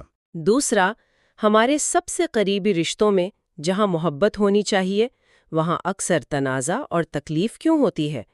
اور تیسرا، ہماری صحیح اور غلط کی حس کیا واقعی منطق پر مبنی ہے یا اس کے پیچھے کوئی اور ہی کہانی ہے؟ زبردست۔ تو چلیں اس کو کھول کر دیکھتے ہیں۔ پہلا حصہ ہے گہرائی سے باہر۔ یہاں پنکر ایک بہت ہی طاقتور خیال پیش کرتے ہیں جسے وہ ارتقائی عدم مطابقت یعنی ایولیوشنری مس میچ کہتے ہیں۔ بنیادی طور پر ہمارا دماغی ہارڈ ویئر لاکھوں سال پرانا ہے، جو شکاریوں اور چھوٹے قبیلوں کی دنیا کے لیے ڈیزائن کیا گیا تھا، لیکن ہم اس پر آج کی جدید دنیا کا سافٹ ویئر چلانے کی کوشش کر رہے ہیں۔ اور ظاہر ہے سسٹم کریش تو کرے گا۔ بالکل۔ اور یہ سمجھنے کے لیے کہ یہ کریش کیسے ہوتا ہے، ہمیں اپنے دماغ کے اندرونی آپریٹنگ سسٹم کو دیکھنا ہوگا۔ دیکھیں، علمی سائنسدان بتاتے ہیں کہ ہم کچھ وجدانی صلاحیتوں کے ساتھ پیدا ہوتے ہیں۔ اچھا۔ یہ ہمارے دماغ کے بلٹ ان ایپس کی طرح ہیں۔ مثال کے طور پر وجدانی طبیعت ہے۔ وجدانی طبیعت یہ کیا ہے؟ جب آپ کوئی چابی ہوا میں اچھالتے ہیں تو آپ کا دماغ خود بخود حساب لگا لیتا ہے کہ وہ کہاں گرے گی۔ آپ کو نیوٹن کے قانون کی ضرورت نہیں پڑتی ہے نا؟ ہاں، یہ تو فطری بات ہے۔ اچھا، اور کون سی ایپس ہیں ہمارے دماغ میں؟ ایک ہے وجدانی حیاتیات۔ یہ ہمیں بتاتی ہے کہ شیر ایک خطرناک جانور ہے اور پودے اپنی جگہ سے ہل نہیں سکتے۔ ٹھیک ہے۔ ایک وجدانی انجینئرنگ ہے، جس سے ہم سمجھتے ہیں کہ پتھر کا تیز کنارہ کاٹنے کے کام آ سکتا ہے۔ اور شاید سب سے اہم وجدانی نفسیات ہے، جو ہمیں دوسروں کے ارادوں اور احساسات کا اندازہ لگانے میں مدد دیتی ہے، چہرے کے تاثرات دیکھ کر۔ بالکل وہی۔ یہ تمام صلاحیتیں ہمارے آباء و اجداد کی بقا کے لیے انتہائی ضروری تھی۔ اور یہیں سے بات اصل میں دلچسپ ہوتی ہے۔ جب ہم ان پرانی ایپس کو جدید دنیا کے مسائل پر لاگو کرتے ہیں تو مسائل پیدا ہوتے ہیں۔ جیسے بچوں کو اسکول میں کوانٹم فزکس سمجھنے میں مشکل ہوتی ہے، کیونکہ ان کا وجدانی دماغ کہتا ہے کہ بھئی ایک چیز ایک ہی وقت میں 2 جگہ کیسے ہو سکتی ہے۔ صحیح۔ انہیں پہلے اپنی اس فطری سمجھ کو بھولنا پڑتا ہے، پھر نئی غیر فطری منطق سیکھنی پڑتی ہے۔ یہ بالکل ایسا ہے جیسے آپ ایک پرانے نوکیا فون پر کوئی جدید ویڈیو گیم چلانے کی کوشش کر رہے ہوں۔ بالکل۔ اور یہ صرف بچوں کی بات نہیں ہے، ہم سب کے ساتھ ایسا ہوتا ہے۔ جب بھی کوئی کہتا ہے اعتماد کرو، ڈیٹا یہ بتا رہا ہے، لیکن ہماری اندر کی آواز کچھ اور کہتی ہے۔ تو یہ اصل میں ہمارے اسی پرانے آپریٹنگ سسٹم اور نئے سافٹ ویئر کی لڑائی ہوتی ہے۔ بالکل۔ اور یہ عدم مطابقت صرف تعلیم تک محدود نہیں، یہ ہمارے سماجی اور اخلاقی مسائل کو بھی بہت پیچیدہ بنا دیتی ہے۔ یہ تو بہت گہری بات ہے۔ مطلب ہمارے بہت سے سیاسی اور سماجی جھگڑے اصل میں اس بات پر نہیں کہ کون صحیح ہے، بلکہ اس بات پر ہیں کہ ہم سب مختلف قسم کی وجدانی غلط فہمیوں کا شکار ہیں۔ بہت حد تک ایسا ہی ہے۔ مثال کے طور پر شخصیت کا تصور لیں۔ ہمارا وجدانی تصور یہ ہے کہ ہر انسان کے اندر ایک روح یا ایک غیر مادی جوہر ہوتا ہے جو جسم سے جڑا ہوتا ہے۔ اسی وجہ سے اسقاط حملے یا یوتینیجیا جیسے موضوعات پر بات کرنا اتنا مشکل ہو جاتا ہے، کیونکہ بحث سائنس اور بائیولوجی سے ہٹ کر روح کے وجود اور اس کے حقوق پر چلی جاتی ہے، جس کا کوئی ٹھوس ثبوت نہیں ہوتا۔ اس کی ایک اور بہترین مثال وہ جینیاتی طور پر تبدیل شدہ کھانوں یعنی GMOs کا خوف ہے۔ ہاں بالکل، سائنس ہمیں بار بار بتاتی ہے کہ یہ محفوظ ہے، لیکن بہت سے لوگ ان سے شدید خوفزدہ ہیں۔ ایسا کیوں ہے؟ کیونکہ ہماری وجدانی حیاتیات ہمیں بتاتی ہے کہ ہر جاندار کا ایک فطری جوہر ہوتا ہے، ایک ٹماٹر کا ٹماٹر پن ہوتا ہے۔ اچھا، جب سائنسدان اس جوہر کو بدلنے کی کوشش کرتے ہیں تو ہمارا قدیم دماغ اسے ایک خطرے کے طور پر دیکھتا ہے۔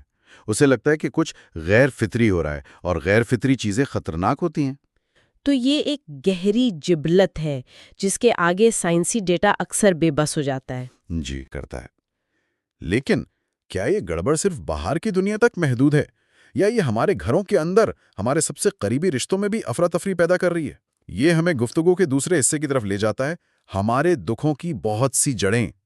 ہاں، اور یہاں ماہر حیاتیات رابرٹ ٹریورز کا کام ہمیں ایک بالکل مختلف زاویہ دکھاتا ہے۔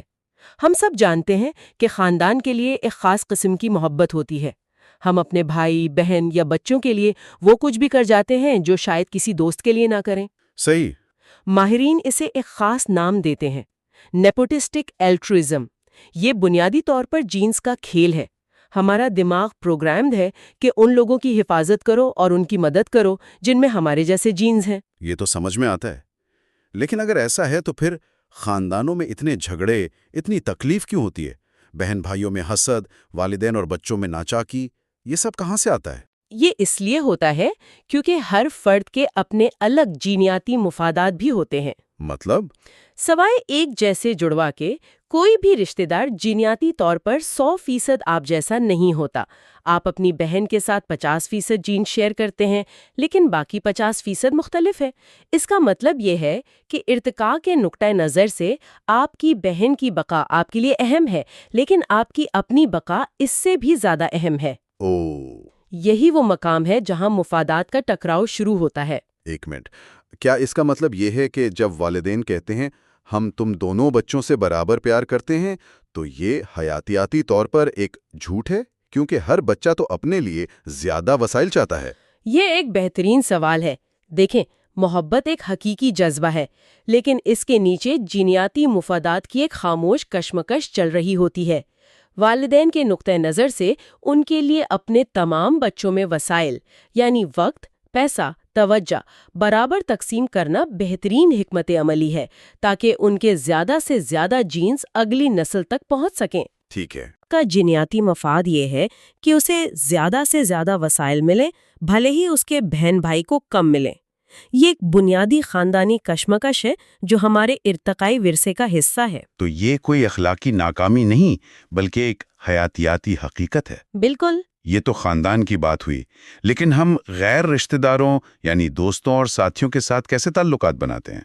وہاں تو کوئی جینیاتی تعلق نہیں ہوتا۔ وہاں ایک اور اصول کام کرتا ہے جسے باہمی ایثار یا ریسیپریکل آلٹرزم کہتے ہیں۔ اچھا۔ یہ بہت سادہ ہے، آج تم میری مدد کرو، کل میں تمہاری کروں گی۔ یہ خالص نیکی یا قربانی نہیں، بلکہ ایک قسم کا سماجی حساب کتاب ہے۔ یعنی ایک طرح کا سماجی لین دین۔ بالکل، لیکن یہ حساب کتاب اپنے ساتھ جذبات کا ایک طوفان لاتا ہے۔ جب کوئی ہماری مدد کرتا ہے تو ہمیں شکر گزاری محسوس ہوتی ہے۔ جب ہم کسی کی مدد نہیں کر پاتے تو جرم کا احساس ہوتا ہے، اور جب کوئی ہماری مدد کا بدلہ نہیں دیتا تو ہمیں غصہ آتا ہے اور دھوکہ دہی کا احساس ہوتا ہے۔ تو یہ تمام جذبات جنہیں ہم اکثر کمزوری سمجھتے ہیں، وہ دراصل اس سماجی لین دین کے نظام کو چلانے والے ضروری اوزار ہیں۔ اور اس پیچیدہ سماجی کھیل میں پنکر ایک اور عنصر کا ذکر کرتے ہیں، خود فریبی یعنی سیلف ڈسیپشن۔ یہ کیا کردار ادا کرتی ہے؟ ٹریورز کے مطابق خود فریبی ایک بہت طاقتور نفسیاتی ہتھیار ہے۔ وہ کیسے؟ سب سے بہترین جھوٹا وہ ہوتا ہے جسے خود اپنے جھوٹ پر یقین ہو۔ واہ! اگر ہم خود کو یقین دلا دیں کہ ہمارے مقاصد نیک اور بے غرض ہیں تو دوسروں کو اس پر قائل کرنا بہت آسان ہو جاتا ہے۔ ہم حقیقت کو اپنے مفادات کے مطابق تھوڑا سا توڑ مڑوڑ لیتے ہیں تاکہ سماجی طور پر بہتر نظر آ سکیں اور اپنے اندرونی جذباتی استحکام کو بھی برقرار رکھ سکیں۔ یہ تو تھوڑی پریشان کن بات ہے، یعنی ہم خود کو اس لیے دھوکہ دیتے ہیں تاکہ دوسروں کو زیادہ کامیابی سے دھوکہ دے سکیں۔ ارتقائی نقطۂ نظر سے ہاں، یہ ایک دفاعی حکمت عملی ہے اس سب کا مطلب یہ ہے کہ ہمارے دکھ، ہمارے تنازعات اور ہماری جذباتی پیچیدگیاں صرف ہماری ذاتی کمزوریاں نہیں ہیں، بلکہ ان کی جڑیں ہمارے ارتقائی ماضی میں بہت گہرائی تک پھیلی ہوئی ہیں۔ یہی تو اصل سوال ہے۔ اگر یہ سب ہماری فطرت کا حصہ ہے تو کیا ہم اس سے اوپر اٹھ سکتے ہیں؟ اور شاید اس کا جواب ہماری اخلاقیات میں چھپا ہے۔ ہم ہمیشہ سوچتے ہیں کہ زیادہ اخلاقیات ہی دنیا کو بہتر بنائے گی، لیکن پنکر کی کتاب کا یہ تیسرا اور آخری حصہ تو اس خیال کو ہی الٹا کر دیتا ہے۔ اس کا عنوان ہے خود راستہ باز جانور۔ یہ ایک بہت چونکا دینے والا نقطہ ہے۔ عام خیال یہ ہے کہ دنیا کے تمام مسائل جیسے جنگ، نفرت اور ناانصافی اخلاقیات کی کمی کی وجہ سے ہیں۔ ہاں، یہی مانا جاتا ہے۔ لیکن پنکر پوچھتے ہیں کہ کیا ہو اگر مسئلہ اخلاقیات کی کمی نہ ہو، بلکہ ایک خاص قسم کی شدید اور غیر لچکدار اخلاقیات کی زیادتی ہو؟ زیادتی؟ اخلاقیات کی زیادتی کیسے مسئلہ ہو سکتی ہے؟ اخلاقیات تو اچھی چیز ہے۔ اس کو سمجھنے کے لیے ماہر نفسیات جوناتھن ہائٹ کے ایک بہت دلچسپ خیال کو سمجھنا ہوگا۔ کبھی ایسا ہوا ہے کہ آپ کو دل سے یقین ہو کہ کوئی چیز غلط ہے، لیکن آپ کسی کو سمجھا نہ پائیں کہ کیوں غلط ہے؟ ہاں، کبھی کبھی ہوتا ہے۔ آپ کے پاس کوئی دلیل نہیں ہوتی، بس ایک شدید احساس ہوتا ہے۔ جوناتھن ہائٹ اسی کو مورل ڈمفاؤنڈنگ یا اخلاقی گونگا پن کہتے ہیں۔ اخلاقی گونگا پن، اس کی کوئی مثال ہے؟ کتاب میں اس کی ایک کلاسک مثال دی گئی ہے۔ ایک منظر نامہ ہے کہ ایک بالغ بہن اور بھائی چھٹیوں پر جاتے ہیں۔ وہ فیصلہ کرتے ہیں کہ وہ ایک تجربے کے طور پر باہمی رضامندی سے ایک بار جنسی تعلق قائم کریں گے۔ اوکے۔ وہ مکمل احتیاطی تدابیر استعمال کرتے ہیں، انہیں اس سے کوئی نفسیاتی نقصان نہیں ہوتا، اور وہ اس بات کو ہمیشہ کے لیے راز رکھتے ہیں۔ سوال یہ ہے، کیا ان کا یہ عمل اخلاقی طور پر غلط تھا؟ اوہ، زیادہ تر لوگ تو فوراً کہیں گے کہ یہ بہت ہی غلط ہے، شدید غلط۔ بالکل۔ اور جب ان سے پوچھا گیا کہ کیوں غلط ہے تو وہ کوئی ٹھوس وجہ نہیں بتا پائے۔ اچھا؟ جب انہیں بتایا گیا کہ اس سے کسی کو کوئی جسمانی یا نفسیاتی نقصان نہیں ہوا، کوئی حاملہ نہیں ہوا اور کسی کو پتہ بھی نہیں چلا، تو وہ لاجواب ہو گئے۔ لیکن پھر بھی یہی کہتے رہے، مجھے نہیں معلوم کیوں، لیکن یہ بس غلط ہے۔ واہ، یہ تو دماغ گھما دینے والی بات ہے۔ یعنی ہمارا اخلاقی کمپاس اکثر بغیر کسی وجہ کے کام کرتا ہے۔ یہ تو تھوڑا ڈراؤنا بھی ہے۔ یہ اخلاقی گونگا پن ظاہر کرتا ہے کہ ہمارے بہت سے اخلاقی فیصلے عقلی سوچ اور منطق کے بجائے گہرے وجدانی اور جذباتی میکانزم سے آتے ہیں۔ اچھا۔ یہ احساسات ہمارے ارتقائی ماضی کی پیداوار ہیں، جو ہمیں ان چیزوں سے بچانے کے لیے بنے تھے جو ہمارے آباء و اجداد کے لیے نقصان دہ ہو سکتی تھی، جیسے کہ قریبی رشتہ داروں میں تولید سے پیدا ہونے والے جینیٹک نقائص۔ تو یہ ایک طرح کا حیاتیاتی سیفٹی الارم ہے۔ بالکل۔ تو ہمارا اخلاقی حس ایک آفاقی سچائی کا پیمانہ نہیں، بلکہ ایک ارتقائی آلہ ہے۔ بالکل، یہ ایک گیجٹ ہے۔ یہ گیجٹ ہمیں سماجی طور پر جوڑنے، گروہی ہم آہنگی پیدا کرنے اور تعاون کو فروغ دینے میں مدد کرتا ہے، جو کہ بہت مفید ہے۔ لیکن اسی گیجٹ کا ایک تاریک پہلو بھی ہے۔ اور وہ تاریک پہلو کیا ہے؟ وہ تاریک پہلو یہ ہے کہ یہی اخلاقی حس ہمیں ان لوگوں کے خلاف شدید جارحانہ رد عمل پر بھی اکساتا ہے جنہیں ہم غیر اخلاقی یا برے سمجھتے ہیں۔ ہم صرف یہ نہیں سوچتے کہ وہ غلط ہے، بلکہ ہمیں یہ بھی لگتا ہے کہ انہیں سزا ملنی چاہیے، انہیں تباہ کر دینا چاہیے۔ تو آپ یہ کہہ رہی ہیں کہ تاریخ کے بڑے بڑے ظلم اکثر برے لوگوں نے نہیں، بلکہ ان لوگوں نے کیے جنہیں یقین تھا کہ وہ اچھائی کے لیے لڑ رہے ہیں۔ تاریخ ایسے واقعات سے بھری پڑی ہے۔ صلیبی جنگیں، تفتیش عقائد، نسل کشی، یہ سب اکثر اخلاقیات کے نام پر کیے گئے۔ لوگ اپنے گروہ کو اخلاقی طور پر برتر اور دوسرے گروہ کو اخلاقی طور پر پست، حتیٰ کہ غیر انسانی سمجھتے تھے۔ تو مسئلہ شاید اخلاقیات کی کمی نہیں، بلکہ ایک خاص قسم کی خودراست باز، غیر لچکدار اور وجدانی اخلاقیات کی زیادتی ہے جو ہمیں تقسیم کرتی ہے۔ تو آج کی گفتگو کا خلاصہ کرتے ہیں۔ ہم نے یہ دیکھا کہ ہمارا دماغ ایک پرانے نقشے کے ساتھ ایک نئی دنیا میں سفر کر رہا ہے، جس کی وجہ سے ہم اکثر غلط راستے پر چلے جاتے ہیں۔ ہم نے یہ بھی دیکھا کہ ہمارے قریبی ترین رشتے محبت کے ساتھ ساتھ جینیاتی مفادات کی ایک خاموش جنگ کا میدان بھی ہیں جو تکلیف کا باعث بنتی ہے۔ اور آخر میں ہم نے یہ سمجھا کہ ہماری صحیح اور غلط کی حس ایک ایسی دو دھاری تلوار ہے جو ہمیں جوڑنے کے ساتھ ساتھ تقسیم بھی کر سکتی ہے۔ تو ان سب کا کیا مطلب ہے؟ ان سب کا مطلب یہ ہے کہ یہ الگ الگ مسائل نہیں ہیں، بلکہ یہ ایک ہی حقیقت کے مختلف پہلو ہیں۔ یہ ظاہر کرتے ہیں کہ ہم اپنی ارتقائی تاریخ کی پیداوار ہیں۔ یہ تاریخ ہمیشہ ہماری جدید دنیا، ہمارے نظریات یا ہماری خواہشات سے ہم آہنگ نہیں ہوتی۔ اچھا۔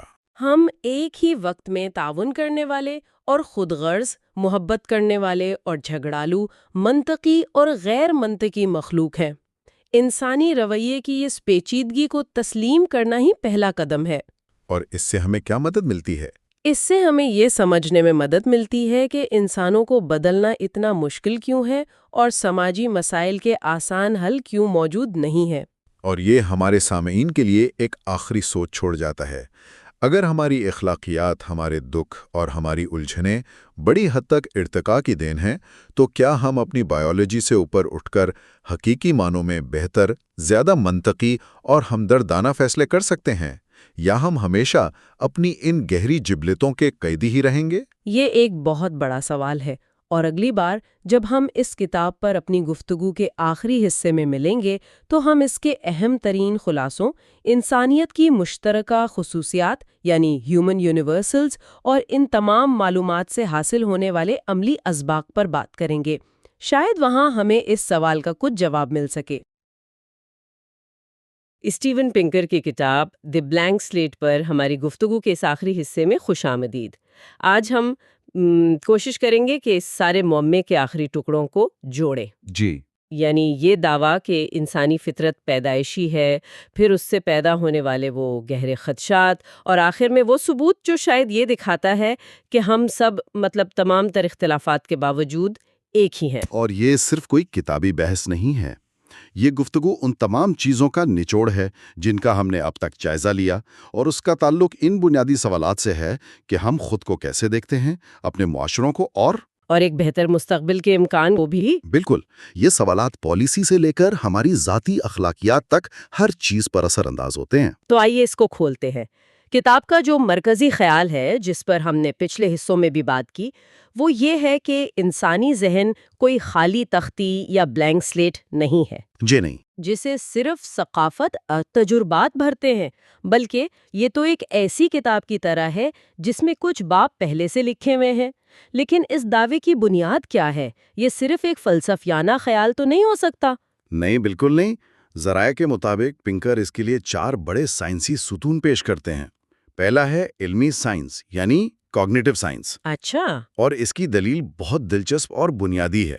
وہ کہتے ہیں کہ ایک خالی تختی کچھ سیکھ ہی نہیں سکتی۔ کچھ بھی نہیں؟ کچھ بھی نہیں۔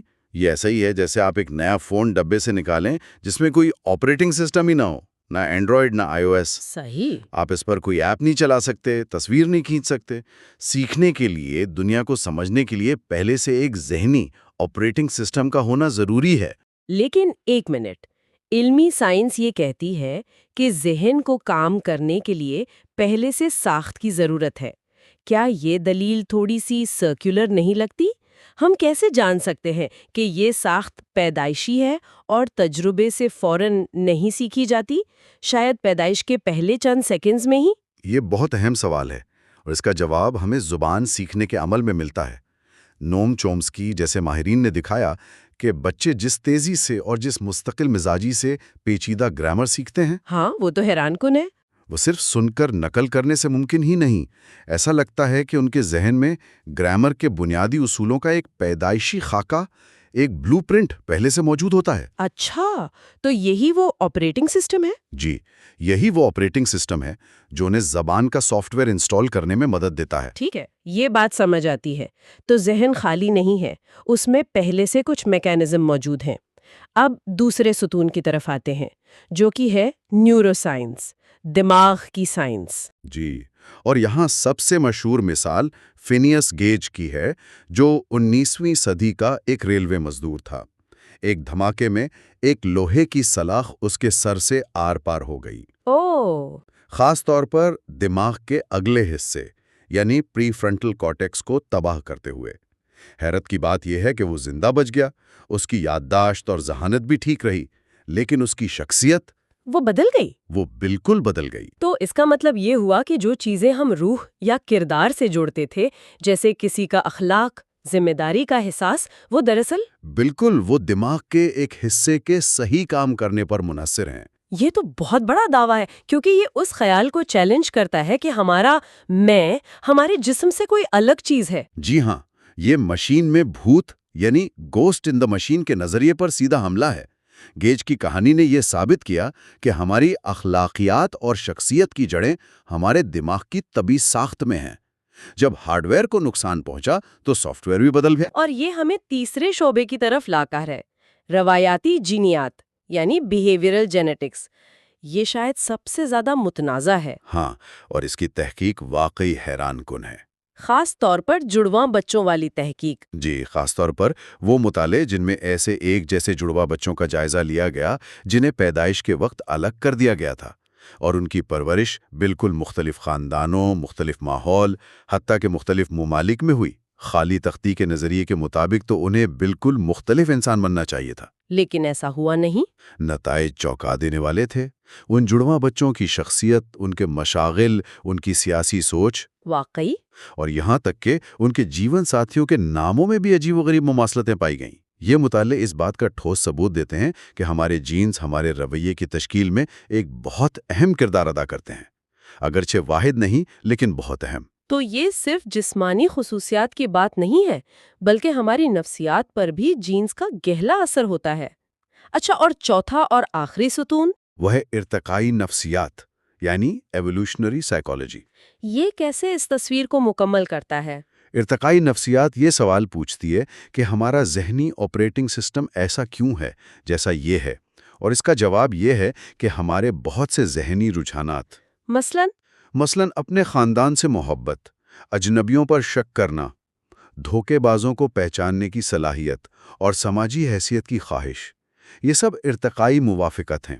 یہ وہ ذہنی اوزار ہیں جنہوں نے ہمارے آباء و اجداد کو لاکھوں سال تک افریقہ کے میدانوں میں زندہ رہنے اور اپنی نسل کو آگے بڑھانے میں مدد دی۔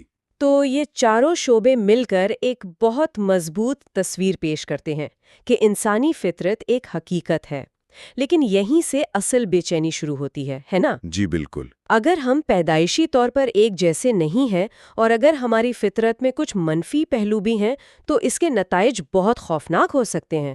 کتاب انہیں 4 بڑے خوف کہتی ہے۔ جی، اور یہ وہ خوف ہیں جن کی وجہ سے بہت سے لوگ خالی تختی کے آرام دہ خیال کو چھوڑنا نہیں چاہتے۔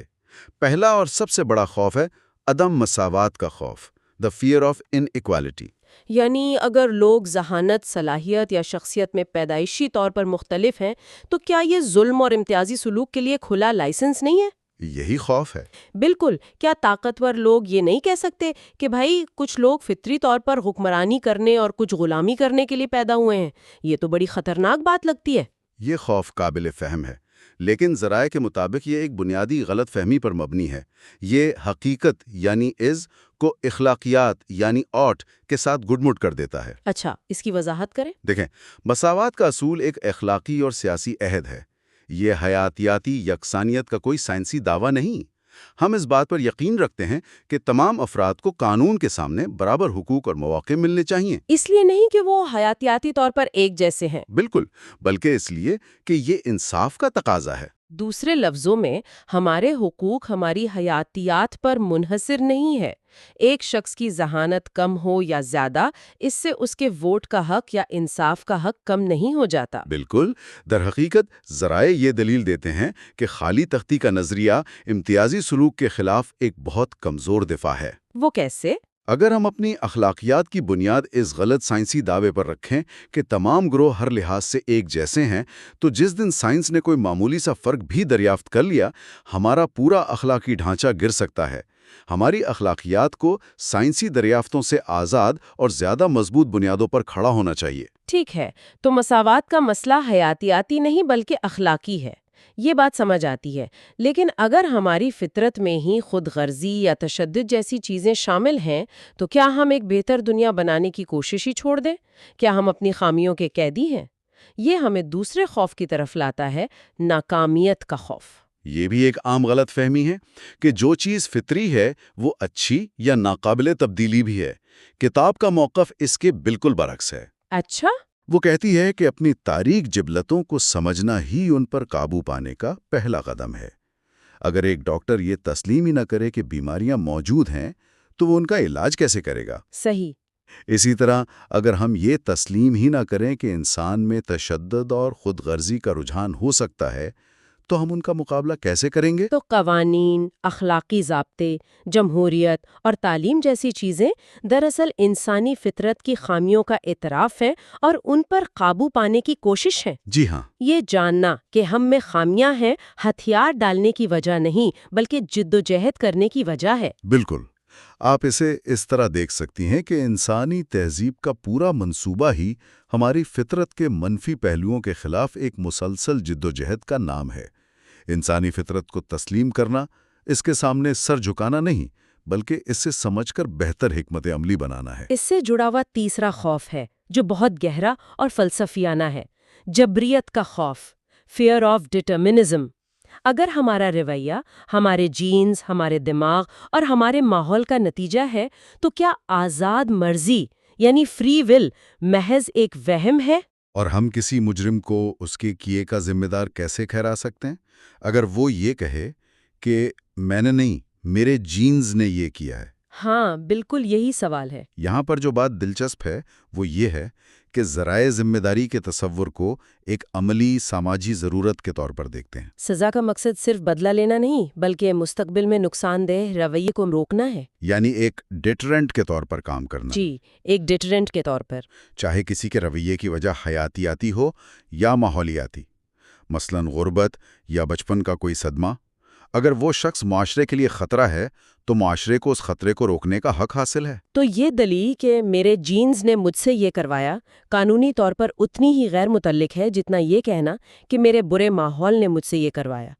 وجہ جو بھی ہو، عمل کا نتیجہ اہم ہے۔ بالکل، جیسا کہ کہا جاتا ہے، سمجھنا معاف کرنا نہیں ہے، رویے کی وجوہات کو سمجھنا ذمہ داری کو ختم نہیں کرتا۔ اور آخری خوف جو شاید سب سے زیادہ ذاتی ہے، مانویت کے خاتمے کا خوف، دا فیئر آف نائلزم۔ اگر ہم صرف حیاتیاتی مشینیں ہیں جو اپنے جینز کو آگے بڑھانے کے لیے بنی ہیں تو کیا زندگی کا کوئی اعلیٰ مقصد یا معنی باقی رہ جاتا ہے؟ کیا محبت، خوبصورتی اور اخلاقیات صرف ہمارے دماغ میں ہونے والے کیمیائی رد عمل ہیں؟ یہ خوف اس خیال سے پیدا ہوتا ہے کہ معنی صرف کسی مافوق الفطرت یا غیر مادی ذریعے سے آ سکتے ہیں۔ کتاب یہ دلیل دیتی ہے کہ ہماری محبت کرنے کی صلاحیت، خوبصورتی کو سراہنا اور ہماری اخلاقی حس، یہ سب بھی ارتقائی عمل کا ہی حصہ ہیں۔ جی، یہ بھی، یہ خصوصیات اتنی ہی حقیقی اور اہم ہیں جتنا کہ ہمارا خود غرضی کا رجحان۔ یہ سمجھنا کہ یہ جذبات کہاں سے آئے ہیں ان کی قدر کم نہیں کرتا، شاید یہ ان کی قدر بڑھا دیتا ہے۔ یہ جاننا کہ محبت یا خوشی کا ایک لمحہ اربوں سال کے ارتقاء کا ایک نایاب اور قیمتی نتیجہ ہے، اسے بے معنی نہیں بناتا بلکہ اسے مزید گہرا اور قابل قدر بنا دیتا ہے۔ بالکل، سائنس ہمیں بتاتی ہے کہ دنیا کیسی ہے، لیکن یہ ہمیں یہ نہیں بتاتی کہ ہمیں کیسا ہونا چاہیے۔ یہ فیصلہ ہماری اقدار، ہماری عقل اور ہماری ہمدردی کرتی ہیں، اور یہ خود بھی ہماری ارتقائی میراث کا حصہ ہیں۔ تو اگر ہم ان خوفوں پر قابو پا لیں اور یہ تسلیم کر لیں کہ ہم خالی تختیاں نہیں ہیں تو پھر ہم ہیں کیا؟ یہاں آ کر کتاب ایک بہت ہی طاقتور ثبوت پیش کرتی ہے، ماہر بشریات ڈونلڈ ای براؤن کی تحقیق پر مبنی، جسے ہیومن یونیورسلز یا انسانی آفاقیات کہا جاتا ہے۔ جی، اور یہ فہرست اس بحث کا رخ ہی بدل دیتی ہے۔ یہ ان خصوصیات، عقائد اور رویوں کی ایک طویل فہرست ہے جو دنیا کے ہر معلوم انسانی معاشرے میں ماضی اور حال میں پائی گئے ہیں۔ تو یہ ایک طرح سے نوع انسانی کی مشترکہ آواز ہے۔ بالکل یہی۔ یہ فہرست پڑھ کر تو ایسا لگتا ہے جیسے ہم سب ایک ہی سافٹ ویئر پر چل رہے ہیں، بس یوزر انٹرفیس مختلف ہے۔ یہ ایک بہترین تشبیہ ہے۔ ثقافت اہم ہے، لیکن وہ ایک خلا میں پیدا نہیں ہوتی، وہ ان پیدائشی نفسیاتی رجحانات پر تعمیر ہوتی ہے۔ ثقافتیں ان عالمگیر موضوعات پر مختلف تغیرات ہیں، جیسے موسیقی میں ایک ہی دھن کو مختلف سازوں پر بجایا جاتا ہے۔ اس فہرست میں کچھ مثالیں کیا ہیں جو واقعی نمایاں ہیں؟ بہت سی ہیں۔ مثلاً علمی پہلو پر دیکھیں، ہر ثقافت میں تجریدی سوچ یعنی ایبسٹریکٹ تھاٹ پائی جاتی ہے، منطق کا استعمال ہوتا ہے اور جھوٹ اور سچ میں فرق کیا جاتا ہے۔ اچھا، سماجی طور پر ہر معاشرے میں خاندان کا کوئی نہ کوئی تصور ہوتا ہے، تعاون ہوتا ہے، لیکن ساتھ ہی تنازعات اور ان کے حل کے لیے ثالثی کا نظام بھی ہوتا ہے۔ اور جذباتی اور لسانی سطح پر؟ ہر ثقافت میں محبت، حسد، شرمندگی اور سوگ جیسی کیفیات پائی جاتی ہیں۔ ہر زبان میں اسم اور فعل ہوتے ہیں، اور ہر جگہ لوگ بچوں سے بات کرتے ہوئے ایک مخصوص بیبی ٹاک کا استعمال کرتے ہیں۔ موسیقی، رقص، کہانیاں سنانا۔ اور موت کے بعد کی زندگی کے بارے میں عقائد بھی تقریباً عالمگیر ہیں۔ یہ فہرست تو اس بات کا سب سے بڑا ثبوت ہے کہ خالی تختی کا نظریہ غلط ہے۔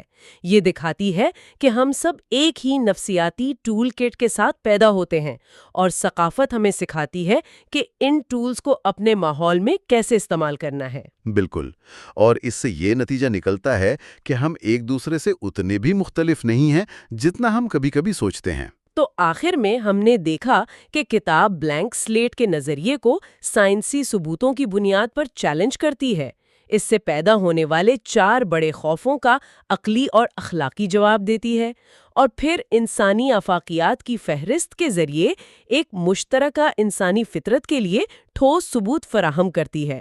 اس سب کا خلاصہ کیا ہے؟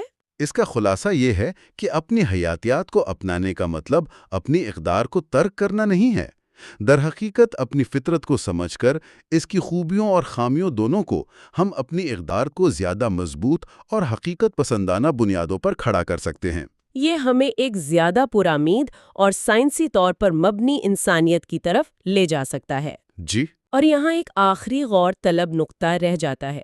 اگر ہماری نفسیات پتھر کے زمانے کی شکاری جمع کرنے والے معاشروں کے لیے بنی تھیں، تو آج کے اس جدید ٹیکنالوجیکل اور عالمی دنیا میں اس کا کیا مطلب ہے؟ یہ شاید اس پوری بحث کا سب سے اہم سوال ہے۔ ذرائع یہ تجویز کرتے ہیں کہ ہمارے بہت سے جدید مسائل، سیاسی پولرائزیشن، سوشل میڈیا کی لت، معاشی عدم مساوات پر غصہ، یہ سب ہماری ارتقائی انسانی فطرت اور ہمارے جدید ماحول کے درمیان ایک عدم مطابقت کا نتیجہ ہے۔ جی، ایک مس میچ کا۔ ہماری نفسیات ایک چھوٹے قریبی قبائلی گروہ کے لیے بنی تھی، لاکھوں کے شہروں یا اربوں لوگوں کی آن لائن دنیا کے لیے نہیں۔ تو سوال یہ پیدا ہوتا ہے کہ اس علم کے ساتھ کیا کیا جائے؟ سوال یہ ہے کہ اگر ہم اپنی پیدائشی نفسیات کو، جیسے ہماری گروہ بندی کا رجحان، ہماری اخلاقی حیث اور حیثیت کی ہماری تلاش کو بہتر طور پر سمجھ لیں، تو کیا ہم زیادہ مؤثر اور انسانی ادارے تشکیل دے سکتے ہیں؟ کیا ہم ایسی پالیسیاں بنا سکتے ہیں جو ہماری فطرت کے ساتھ کام کریں، نہ کہ اس کے خلاف؟ اس علم کا عملی اطلاق کی شائل 21ویں صدی میں انسانیت کے لیے سب سے بڑا چیلنج اور سب سے بڑا موقع ہے۔